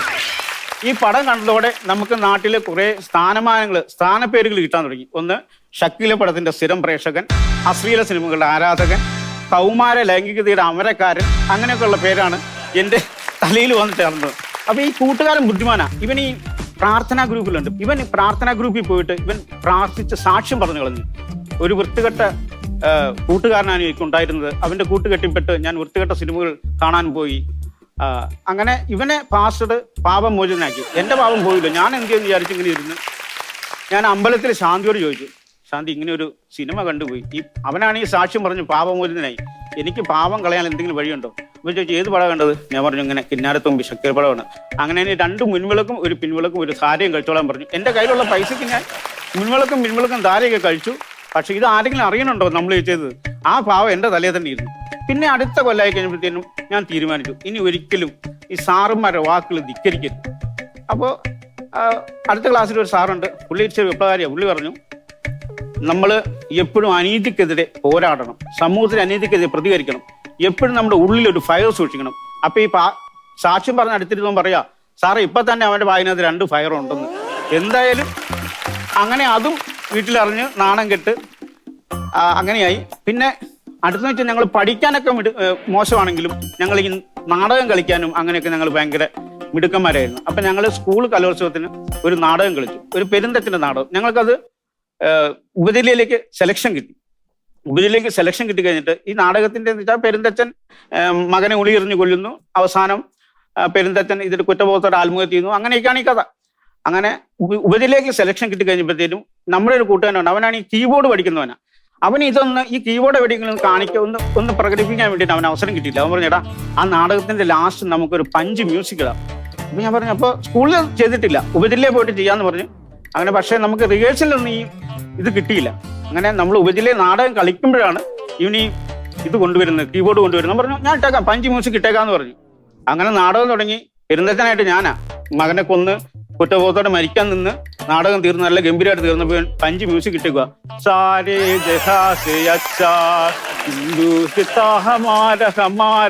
നല്ല ഒരു പഞ്ച് മ്യൂസിക്, അതായത് പെരുന്തച്ഛന് പറ്റിയ ഒരു പഞ്ച് മ്യൂസിക്. സ്കൂളിലെ ജീവിതമൊക്കെ അങ്ങനെ പോയി. എന്തായാലും ഓണക്കാലം ആയതുകൊണ്ട് ഈ അടുത്ത് തന്നെ എൻ്റെ മകന് കഴിഞ്ഞ വർഷം ഓണക്കാലത്ത് സംഭവിച്ച ഒരു കഥയും കൂടി പറഞ്ഞ് ഞാൻ നിർത്താം. എന്ന് വെച്ച് കഴിഞ്ഞാൽ എൻ്റെ മോന് ഈ ഗപ്പിയൊക്കെ വളർത്തുന്ന സ്വഭാവമുണ്ട്. അപ്പോൾ അവൻ ഗപ്പി വളർത്തിയിട്ട് കുട്ടികൾക്കൊക്കെ കൊടുക്കും. അപ്പോൾ സ്കൂളിൽ ഏതോ ഒരു കൂട്ടുകാരൻ വേണ്ടി ഒരു ഗപ്പി ചോദിച്ചിട്ടുണ്ടായിരുന്നു. അപ്പോൾ അവൻ പറഞ്ഞു, എടാ സ്കൂളുള്ളപ്പോൾ തരാൻ പറ്റില്ല, നമുക്ക് ഓണാഘോഷം നടക്കുന്ന സമയത്ത് കൊണ്ടുതരാമെന്ന് പറഞ്ഞിട്ട് ഇവനൊരു കുപ്പിക്കകത്ത് ഓണാഘോഷ പരിപാടി നടക്കുമ്പോൾ ഈ ഒരു 10-25 ഗപ്പീനെയും ആക്കിയിട്ട് ഈ ഗപ്പി അറിയാതിരിക്കാൻ വേണ്ടിയിട്ട് ഇതിനകത്തൊരു പ്ലാസ്റ്റിക് ഗ്ലാസ് ചുറ്റി കൈ പിടിച്ചോണ്ട് സ്കൂളിൽ പോയി. അപ്പൊ സ്കൂളാണെങ്കിൽ ഓണാഘോഷ പരിപാടി നടക്കുന്ന സമയത്ത് ഈ സാറുമാർ തമ്മിലുള്ള വടംവലി നടക്കുന്നത്. വടം വലിച്ച് ക്ഷീണിച്ച് വന്നൊരു സാറിന് വന്നിട്ട് ഇവന്റെ കയ്യിലിരുന്ന കുപ്പി മേടിച്ചിട്ട് ഈ വെള്ളം അതുപോലെ ഞാൻ കുടിച്ചു. ഈ കുപ്പിയും 25 കുപ്പിയിലെ വെള്ളവും 25 ഗപ്പി അകത്തായി. ഇവൻ പേടിച്ച് സാറിന്റെ അടുത്ത് പറഞ്ഞില്ല. ഈ സാറിന് വല്ലതും പറ്റുമെന്ന് വിചാരിച്ചു. പിന്നെ എന്തായാലും സാറ് വെള്ളം കുടിച്ചതിന് ഗുണമുണ്ടായി. ഈ സ്കൂളിലെ ടോയ്ലറ്റിന്റെ സെപ്റ്റിക് ടാങ്കിൽ നിറച്ച് കൊതുകായിരുന്നു. ഇപ്പൊ പറയാം, ഒരൊറ്റ കൊതുകിൽ നിന്ന് ഗപ്പി അത്ഭുതം പ്രവർത്തിച്ചു. എന്തായാലും ഓണക്കാലവും സ്കൂൾ കാലവും ഒക്കെയാണ് ഒക്കെ സന്തോഷമായിട്ടിരിക്കുന്നത്. അപ്പൊ എല്ലാവരും സന്തോഷമായിട്ടിരിക്കുക. Thank you. ജിത്തേ, ഗംഭീരമായി. ഗപ്പിയല്ല, നീയാണ് അത്ഭുതം പ്രവർത്തിച്ചിരിക്കുന്നത് കേട്ടോ. വളരെ രസമായിരുന്നു. ഭയങ്കര നിഷ്കളങ്കമായിട്ട് കാര്യം ചിന്തിച്ചിട്ട് നുണയൊക്കെ കയറ്റി പറയുന്നുണ്ടെങ്കിൽ ഒരു സത്യം പറയുന്ന ഭാവം. പോലീസ് പിടിച്ചിട്ട് സത്യം പറയണം, നിന്റെ കുട്ടിക്കാലത്ത് എന്താണ് സംഭവിച്ചത് എന്നൊക്കെ ചോദിച്ചാൽ നമ്മൾ, സാറേ ഞാൻ അവിടെ പോയപ്പോ. മിക്കവാറും ഈ കഥകളൊക്കെ നമ്മുടെ ലൈഫിൽ നടന്നിട്ടുള്ളതുകൊണ്ട് അങ്ങനെ പറയാൻ പറ്റും. അതിനുള്ള അത്രയും കണക്ട് ചെയ്യാവുന്ന കഥകളായിരുന്നു. സൂപ്പറായി കേട്ടോ. Thank you. നമ്മൾ കഴിക്കുന്നതെല്ലാം ചെന്ന് അവസാനം ചേരുന്നത് സെപ്റ്റിക് ടാങ്കിലാണല്ലോ. അതേപോലെ ജിത്തുവിന്റെ കഥകളുടെ അവസാനവും സെപ്റ്റിക് ടാങ്കിൽ തന്നെ എത്തിയത്. എനിക്ക് എന്നെ ഹഠാതെ ആകർഷിച്ചത് അത് ജിത്തു അഭിനന്ദനങ്ങൾ അർഹിക്കുന്നു. നന്നായിട്ട് മേക്കപ്പ് ചെയ്തു എന്ന് പറയുന്ന പോലെ അത് ഗംഭീരമായിട്ട് ഒരു മേക്കപ്പ് ആയിരുന്നു. ഭയങ്കരമായിട്ട് എൻജോയ് ചെയ്തു. ഈ പറഞ്ഞ പോലെ സ്കൂളും ആ ഒരു ഗൃഹാതുരത്വവും ഓടും വീടും പരിപാടികളൊക്കെ ഭയങ്കര വീടും മറ്റൊന്നും പറഞ്ഞേക്കുന്നു. Safety really enjoy. Thank you Jithu, thank you. Baby നല്ല പ്രകടനമായിരുന്നു, നല്ല ഫ്ലോ ഉണ്ടായിരുന്നു. അതൊക്കെ കൊണ്ട് തന്നെ നന്നായിട്ട് വന്നിട്ടുണ്ട്. അടിപൊളിയായിരുന്നു, നൈസായിരുന്നു, നല്ല രസമുണ്ടായിരുന്നു കേട്ടോണ്ടിരിക്കാൻ. പറയുന്ന കഥകളൊക്കെ നമുക്ക് പിക്ചർ ചെയ്യാൻ പറ്റുന്നുണ്ടായിരുന്നു. സെപ്റ്റി ടാങ്ക് ഒക്കെ പിക്ചർ ചെയ്തോ? അതല്ലേ പറഞ്ഞത്. പിഷാരടി ചേട്ടാ, ഇന്ന് ഓണം സ്പെഷ്യൽ അല്ലേ? അപ്പൊ നമുക്ക് കുറച്ച് ഡാൻസും പാട്ടും ഒക്കെ ആയിട്ട് മൊത്തത്തിൽ റെഡിയാണ്. ആളെ വിളിച്ചാൽ മതി. അപ്പൊ ഞാൻ വിളിക്കാണ്. My J future fun baby ഫണ്ണിൽ അടുത്തതായിട്ട് ഷിക പ്രഭാകർ.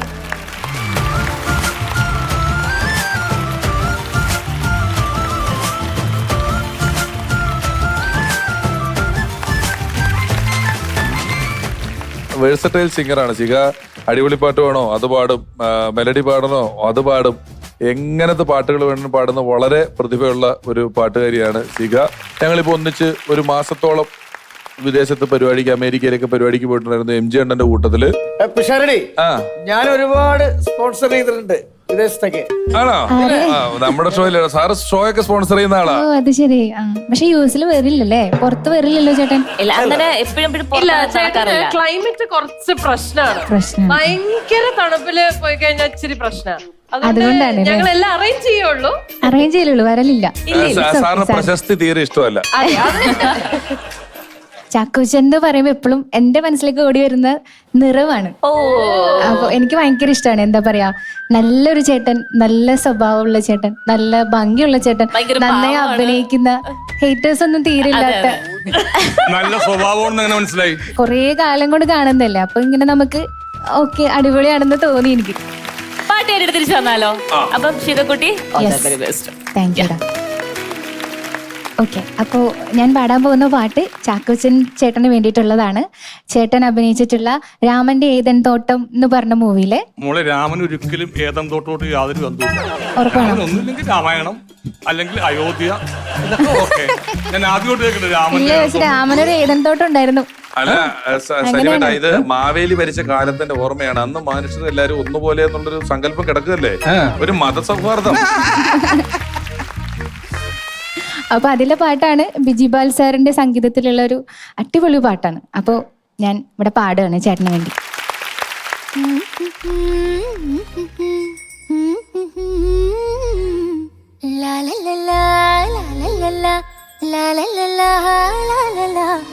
മാവിലക്കുടിൽ പൈങ്കിളി കോകിലക്കിളി പാടടി, വീണ്ടു കെട്ടിയ പൂങ്കുഴൽ മഴക്കാർ നിറക്കിളിയൂതടി. മാവിലക്കുടിൽ പൈങ്കിളി കോകിലക്കിളി പാടടി, വീണ്ടു കെട്ടിയ പൂങ്കുഴൽ മഴക്കാർ നിറക്കിളിയൂതടി. താഴ്വരയിൽ കുഞ്ഞു തിന്നൽ താളമിടും നേരത്ത്, ഏഴു സ്വരം തൊട്ടെടുത്തൻ നെഞ്ചകത്തെ കുമ്പത്ത്.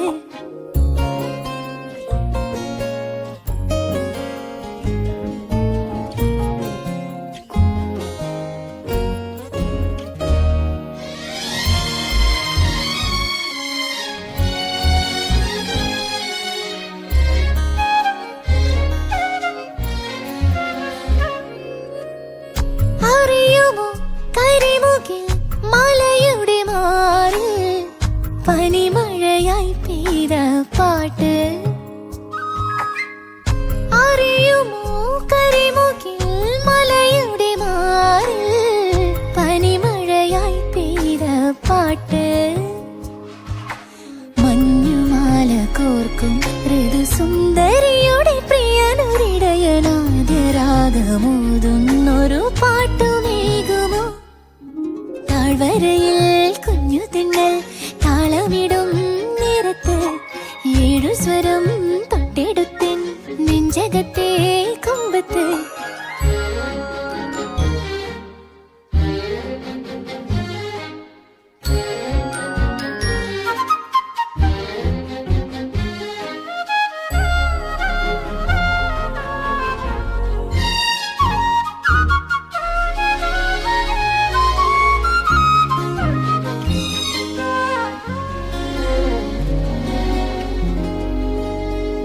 കിലുകിലും കളകളും അരുവികൾ വീണ്ടും കൊലുസുകൾ ചാർത്തുന്ന പാട്ട്.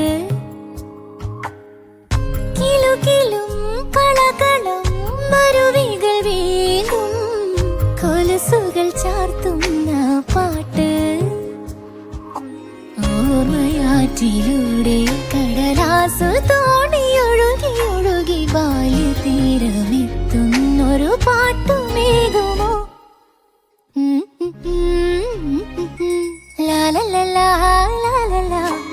ഏഴു സ്വരം തൊട്ടെടുത്തിൻ നെഞ്ചകത്തെ കുമ്പത്ത് മാവിലക്കുടി പൈങ്കിളി കോകില കിളി പാടടി. വീണ്ടു കിട്ടിയ പൂങ്കുഴൽ മഴക്കാർ നിറക്കിളിയോതെടി. താഴ്വരയിൽ കുഞ്ഞു തിന്നൽ താളമിടും നേരത്ത് ഏഴു സ്വരം തൊട്ടെടുത്തിൻ നെഞ്ചകത്തെ കുമ്പത്ത്. ലാലലലാ ലാലലലാ ലാലലലാ ലാലലാ.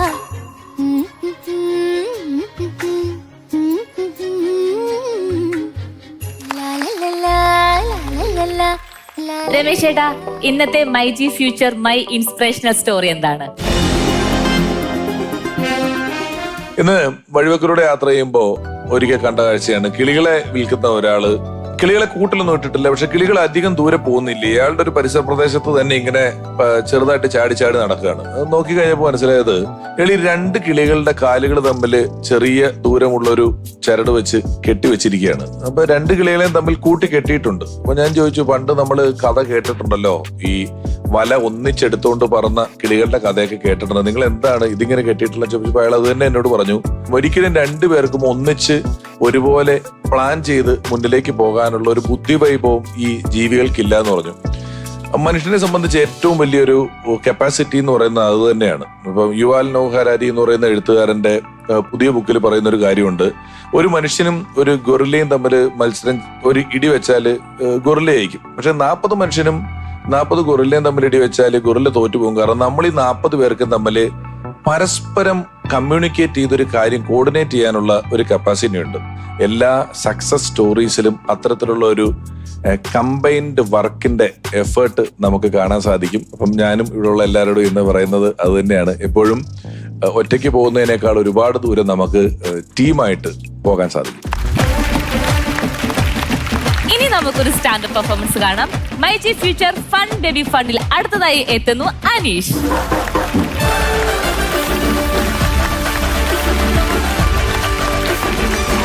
നല്ല ഭംഗിയായിട്ടുണ്ട് കാണാൻ. Thank you. അടുത്ത് നിൽക്കുമ്പോ മാറി നിൽക്കാൻ തോന്നുക. എന്താണെന്നറിയില്ല. ഞാൻ ഇതൊന്നും അല്ല പറയാൻ വെച്ചത്, പക്ഷെ ഞാൻ അതൊന്നും പറയുന്നില്ല. ഞാൻ രാവിലെ വന്നു, ഇന്നലെ ഷൂട്ടിന് വന്ന്, ഇന്ന് ഷൂട്ടിന് വന്നേ. വന്നപ്പം ഇങ്ങനെ നമ്മള് സാധാരണ ഒരു സ്ഥലത്ത് പോകുമ്പോ നമ്മൾ ചുറ്റൊക്കെ നോക്കുമല്ലോ. നോക്കിയപ്പോ കൊള്ളാം, വിചാരിച്ചു ഇവിടുത്തെ ആളായിരിക്കും എന്നുള്ളത്. പെർഫോം ചെയ്യാൻ വരുമ്പോ ഇനിയില്ല, ഇനി ഞാൻ ഒരു വഹ പറയത്തില്ല. ഞാൻ കുറെ കാര്യങ്ങളൊക്കെ ഇങ്ങനെ പറയാൻ വെച്ചതാ, ഇനി ഒന്നും പറയുന്നില്ല. ചാക്കോച്ചൻ ഇരിക്കുന്ന ഒരു കാര്യം സ്പെഷ്യൽ ആയിട്ട് പറയാൻ വെച്ചത്, ഇനി അതും പറയുന്നില്ല. ഇല്ല പെർഫോമൻസിലോട്ട് പോകാം രമേശ് ചേട്ടാ.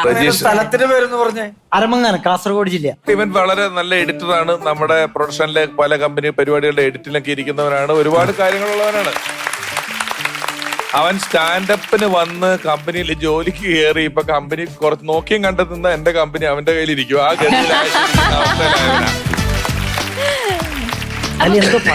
ഇനി അത് പറയുന്നില്ല, എന്റെ ആ ഒരു ഫ്ലോ അങ്ങ് പോയി. കൂടി പോയ എന്ത് പറയാനാ, നീ പറയുമായിരിക്കും അവനെ കണ്ട പണ്ട് അനിയത്തിപ്രാവില് വന്നിരുന്ന ചാക്കോച്ചനെ പോലെ ഉണ്ടായിരുന്നു. അതെങ്ങനെ മനസ്സിലായി?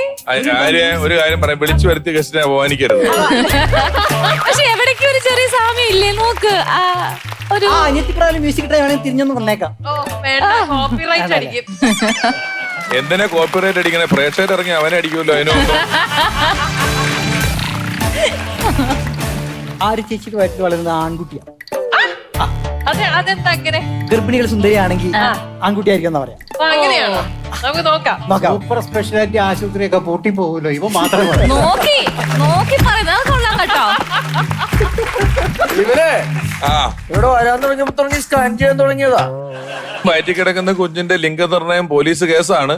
സ്റ്റാൻഡപ്പ് കഴിഞ്ഞൊരു ജാമ്യം എടുത്തു വെച്ചോ, നിന്റെ കയ്യിലുണ്ടാവും. തുടങ്ങാം. സൂര്യ ടിവിയുടെ എല്ലാ മലയാളി പ്രേക്ഷകർക്കും എന്റെ ഓണാശംസകൾ. സുന്ദരിമാർക്കും സുന്ദരികൾക്കും ചേട്ടന്മാർക്ക് എല്ലാവർക്കും ഓണാശംസകൾ. ഞാൻ സത്യത്തിൽ ഇവിടെ വന്നതിനൊരു ദുരുദ്ദേശം അല്ലെ വേറെ ഉദ്ദേശം കൂടി ഉണ്ട്. ആക്ച്വലി ഞാൻ ചാക്കോ ചേട്ടൻ്റെ ഫാനാണ്, ഒരു ഫാൻ ബോയാണ്. പക്ഷെ സിനിമ കണ്ടിട്ട് ഫാനായതല്ല, നാട്ടുകാരൊക്കെ പറഞ്ഞ് എന്നെ ഫാനാക്കിയതാണ്. ഞാൻ കുട്ടിക്കാലത്ത് അല്ലെങ്കിൽ എൻ്റെ ചെറുപ്രായത്തിലൊക്കെ ആൾക്കാർ എന്നെ കാണുമ്പോൾ വേണ്ട ചാക്കോ ചുമ്മാ അയ്യോ ദേ കുഞ്ചൊക്കെ പോകുന്നു അങ്ങനെ പറഞ്ഞ് ഞാൻ അങ്ങനെ സിനിമ കണ്ടു തുടങ്ങിയപ്പോൾ എനിക്ക് തോന്നി പുള്ളിക്കാരൻ എന്നെ പോലെ ഉണ്ടെന്ന്. സത്യമാണ്. എൻ്റെ ആ കണ്ണുകൾ നോക്കി, ചാക്കോച്ചൻ്റെ കണ്ണുകൾ പോലെ ഇല്ലേ, നോക്കിയേ ആ ചിരി. ചാക്കോച്ചൊന്ന് ചിരിച്ചേ, അതേ ചിരിയാന്നേ. മാത്രമല്ല ചാക്കോച്ചനെ കണ്ടിട്ട് ഇൻസ്പയർ ആയിട്ട് ഞാൻ എൻ്റെ പാഷൻ വരെ തിരഞ്ഞെടുത്തു. എന്താ അറിയോ, എനി ഗേഴ്സ് ഇല്ല ആർക്കില്ല ഇല്ല. ചാക്കോച്ച ഒരു റൊമാൻറ്റിക് ഹീറോ ആണല്ലോ, അതിന് ഇൻസ്പയർ ആയി ഞാൻ ആ റൊമാൻസിങ് എടുത്തു, അതെന്റെ ഒരു പാഷനാക്കി കൊണ്ട് കിടക്കുക. ഒരു 10-20 വർഷമായിട്ട് പെൺകുട്ടികളുടെ ഒരു ചോക്ലേറ്റ് കവകലാണ് ഞാൻ. പക്ഷെ നാട്ടുകാരൊക്കെ എന്നെ കാണുമ്പോൾ ഭീമന്റെ വഴി എന്നാ പറയുന്നത്. എന്താന്ന് എനിക്കിപ്പോഴും മനസ്സിലായിട്ടില്ല. ചില നാട്ടുകാർ ഹേറ്റേഴ്സ് ഒക്കെ ആന്റി ഹീറോ എന്നൊക്കെ പറയുന്നുണ്ട്. ബട്ട് അവർ ആന്റി ഹീറോ ആയാലും ഹീറോ എൻ്റെ അല്ലേ ഏട്ടാ. പക്ഷേ എനിക്ക് ഇൻസ്പിറേഷനിൽ പണി തന്നത് അനിയത്തിപ്രാവ. അനിയത്തിപ്രാവില് ആദ്യമായിട്ട് വരുമ്പോൾ ചേട്ടൻ മീനുവിന്റെ മാല മോഷ്ടിച്ചു പോക്കറ്റിലാക്കി അവളുടെ കൂടെ പിന്നാലെ നടന്ന് പ്രണയം പറഞ്ഞ് വീട്ടിൽ ചെന്ന അവസാനം മാല കൊടുക്കാൻ പോയപ്പോൾ അവളെ കെട്ടിച്ചും പോയി. അതെനിക്ക് ഇഷ്ടപ്പെട്ടു, എളുപ്പ വഴിയാണല്ലോ. അതുപോലെ ഞാനും മാല പൊട്ടിച്ചു. എന്തോ ആവശ്യത്തിന് ഞാൻ ഓടി, അവിടെ എനിക്ക് പണി കിട്ടി. അവിടെ നാട്ടുകാർ പിന്നാലെ ഓടി പഞ്ചായത്ത് മെമ്പറിന്റെ സാന്നിധ്യത്തിൽ കെട്ടി, തെങ്ങിന് പിടിച്ചു കെട്ടി. ഒരു ദിവസം മുഴുവൻ ഇട്ട് തെങ്ങി.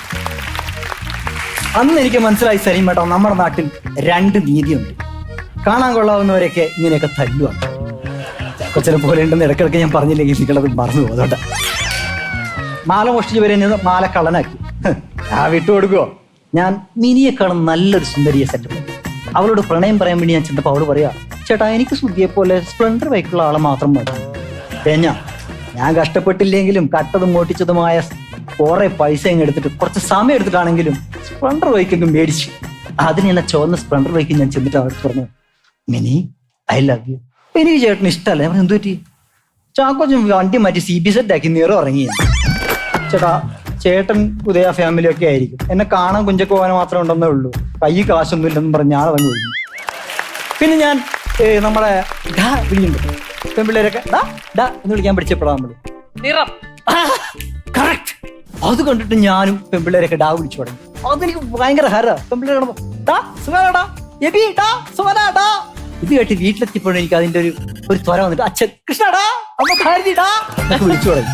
ഞാൻ അച്ഛനോട് പറഞ്ഞു, അച്ഛാ ഈ നാട്ടിൽ എനിക്ക് ഒന്നും സെറ്റ് ആവുന്നില്ല, നമുക്കിതൊക്കെ വിറ്റ് പെറുക്കി ഒരു ഫ്ലാറ്റ് അല്ലെ വില്ല മേടിക്കാന്ന്. അച്ഛനൊരു 30 ലക്ഷത്തിന്റെ വീടുണ്ടായി, അതൊക്കെ വിറ്റ് ഒരു 4 കോടിക്ക് വില്ല വാങ്ങിച്ചു. എന്റെ കാര്യം അങ്ങനെ അച്ഛൻ കടം കയറി മൂത്ത് നയിച്ചാലേ എനിക്ക് IAS എടുത്തിട്ട് വാരിയും വയ്ക്കാൻ പറ്റും. അങ്ങനെ അച്ഛനെ കൊണ്ട് വില്ല മേടിച്ച് ഞാൻ അവിടെ താമസിക്കുന്നത്. ഒരാഴ്ച കൊണ്ട് എനിക്കൊരു സോരയാകെ വെച്ചായി. അങ്ങനെ ഞങ്ങൾ തമ്മിൽ സംസാരം തുടങ്ങി. പിറ്റത്തെ ആഴ്ച റെസിഡൻഷ്യൽ ഏരിയ ആൾക്കാരൊക്കെ കൂടി പറഞ്ഞു, നിങ്ങൾ ഈ വീട് വിറ്റ് എവിടെയെങ്കിലും പോകണമെന്ന്. എനിക്ക് എന്താ കാര്യം? കോഴി കൂവുന്നതിന് മുമ്പ് രാവിലെ എണീച്ച് രണ്ടും കഴിച്ചോടാ കൊന്നേടാ എന്ന് പറഞ്ഞ് ബാക്കിയുള്ളവർക്ക് ഉറക്കില്ലെന്ന്. രാവിലെ 5 മണിക്ക് തുടങ്ങുന്നു. അങ്ങനെ ഞാൻ പറഞ്ഞു, പിന്നെ അതും വിറ്റിട്ട് നമുക്ക് എങ്ങോട്ടെങ്കിലും പോവാ അച്ഛൻ. അച്ഛൻ അമ്മയുടെ മുഖത്ത് നോക്കിയപ്പോൾ അമ്മ പറഞ്ഞു, പേടിക്കണ്ട, അമ്മ ദൂരെ ഒരു മലമുകളിൽ കുറച്ച് ഏക്കർ സ്ഥലമുണ്ട്, അതെന്തോ എയർപോർട്ട് പരിപാടിക്ക് കൊടുക്കുന്നെന്നോ കേട്ടെ, നമുക്കത് വിറ്റ് സുഖമായിട്ട് ജീവിക്കാൻ. ഏതാ പടം എന്ന് മനസ്സിലായി? നരേന്ദ്രമകൻ ജയകാന്തൻ മക. അതിനെനിക്ക് വേറെ കണക്ഷൻ കഥകളൊന്നും കിട്ടിയില്ല, അതാ ഞാൻ അവിടെ സ്റ്റോപ്പ് ചെയ്തത്. ചേട്ടാ സത്യം പറഞ്ഞു കഴിഞ്ഞാൽ ഞാൻ ഭയങ്കര ഫാനാട്ടോ. അതുകൊണ്ട് ഞാൻ ലക്ഷറി ബസ്സുകളിലോ കാറുകളോ ഒന്നും സഞ്ചരിക്കില്ല, ഓർഡിനറി ബസ്സിൽ മാത്രമേ പോകുള്ളൂ. കാര്യം ഓർഡിനറി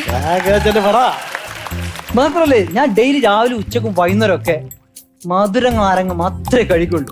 ഇന്നും അങ്ങനെ തന്നെയാ കഴിച്ചത്. പക്ഷെ പിറ്റേ ദിവസം ആകുമ്പോഴേ ലോഡ് ലിവിങ്സ്റ്റൺ 4000-5000 ഒക്കെ വൻ പ്രശ്നമാണ്. ഇന്ന് ഉച്ചക്കും ഞാനത് കഴിച്ച ഒരു ടെൻഡൻസി എനിക്ക് വരുന്നുണ്ട്. ചകോച്ച കുറച്ച് കഴിഞ്ഞിട്ടാണെങ്കിലും നമുക്ക് കാണാം. Okay, thank you. ചേട്ടാ അനീഷേ, രസമുള്ളൊരു പരിപാടിയായിരുന്നു. എനിക്ക് അതിനകത്ത് അങ്ങനെ ഹ്യൂമർ എന്നല്ല, ചില ഐറ്റങ്ങൾ നമ്മൾ അതിനകത്ത് നർമ്മത്തിനേക്കാൾ ഒരു കൗതുകത്തോടെ കേട്ടിരിക്കുന്ന രീതിയിൽ ചാക്കോച്ചന്റെ കുറെ സിനിമകള്, ആ സിനിമയിലെ സീനുകള്, സിറ്റുവേഷനുകള്, സിനിമയുടെ പേര്, അതൊക്കെ വെച്ചിട്ട് ആ ഒരു ഒപ്പം യാത്ര ചെയ്തൊരു ആളെ പോലെ നീ പറഞ്ഞത് അതിന്റെ ഒരു ഇത് തമ്മിൽ കോർക്കുക എന്ന് പറഞ്ഞൊരു പരിപാടി ഉണ്ടല്ലോ. നമ്മൾ ഇത്രയും പേര് അല്ലെങ്കിൽ ഇത്രയും കണ്ടന്റ് എടുത്തതിനെ വളരെ ഭംഗിയായിട്ട് നീ ഓർത്ത് അവതരിപ്പിച്ചു. കുറെ സിനിമകൾ അതിലൂടെ നമുക്ക് ഓർത്ത് പറയാനായിട്ട് പറ്റി. രണ്ടും നന്നായി കേട്ടോ, സൂപ്പറായി. എന്നെ ഇങ്ങനെ തേക്കുന്ന ഒരു ഫാൻ ബോയെ ഞാൻ ആദ്യമായിട്ടാണ് രസകരമായ എക്സ്പീരിയൻസ് ആയിരുന്നു. കാരണം ഒരു സ്റ്റാൻഡപ്പ് കോമഡിയിൽ എന്റെ സിനിമകൾ വെച്ചിട്ട് ഇങ്ങനത്തെ ഒരു രീതിയിലുള്ളൊരു അവതരണം എന്റെ ലൈഫിൽ ആദ്യമായിട്ടാണ്. ഒരു എക്സ്പീരിയൻസ് തന്നതിന് ഒരുപാട് നന്ദി. Thank you. ഒരുപാട് ഓർമ്മകളോടെ പോകാനായിട്ട് സഞ്ചരിക്കാനായിട്ട് ഒരു അവസരം കൂടിയായിരുന്നു. So thank you very much. ഞാൻ എൻജോയ് ചെയ്തു. ചില കോമഡികള് ഈ സന്ദർഭോചിതം എന്ന് പറയില്ലേ, അതിൽ വലിയ തമാശ ഒന്നും ഉണ്ടാവൂല. പക്ഷെ അത് ആ സന്ദർഭത്തിന് ഉചിതമായിരിക്കുള്ളത്. പക്ഷെ ഇപ്പൊ താങ്കളുടെ ആ ഷോ ഈ സന്ദർഭത്തിൽ ചാക്കോച്ചനിരിക്കുന്ന ഒരു സദസ്സിൽ ഉചിതമായിരുന്നു. അതും കോമഡിയന്റെ ഒരു നർമ്മബോധം തന്നെയാണ്. നീ വളരെ ഭംഗിയായിട്ട് കാര്യങ്ങൾ ചെയ്തു. ചാക്കോച്ചനോടെ വരും എന്നറിയാമായിരുന്നു. അത് എന്റെ വൈഫിനോട് ചോദിച്ച് മനസ്സിലാക്കിയിട്ടുണ്ടായി അല്ലേ? കൊണ്ട് കഴിഞ്ഞ ഒരു ദിവസം മുന്നേ സെറ്റ് ചെയ്തതാണ്. ഓ, ഒരു ദിവസം കൊണ്ടാണ് സെറ്റ് ചെയ്തത്. അപ്പൊ സമ്മതിക്കണം. ഇത്രയും ആ സിനിമയുടെ എല്ലാം കണക്ഷൻ കൊടുത്തത് ഭയങ്കര രസമുണ്ട്. നൈസായിട്ട്. My G future fun baby ഫണ്ടിലെ ഇന്നത്തെ വൗസേഴ്സ് വൗ മൊമെന്റ്. പെൺപിള്ളേരൊക്കെ എന്ന് വിളിക്കാൻ പഠിച്ചപ്പോഴാ നമ്മള് നിറം. കറക്റ്റ്. അത് കണ്ടിട്ട് ഞാനും പെൺപിള്ളേരൊക്കെ ഡാ വിളിച്ചു തുടങ്ങി. അതെനിക്ക് ഭയങ്കര ഹര. പെൺപിള്ളേർ ഇത് കേട്ട് വീട്ടിലെത്തിയപ്പോഴും എനിക്ക് അതിന്റെ ഒരു ത്വര വന്നിട്ട് അച്ഛൻ കൃഷ്ണടാ അമ്മ ഭാരതിടാ എന്നൊക്കെ വിളിച്ചു തുടങ്ങി. ഞാൻ അച്ഛനോട് പറഞ്ഞു, അച്ഛാ ഈ നാട്ടിൽ എനിക്ക് ഒന്നും സെറ്റാവും.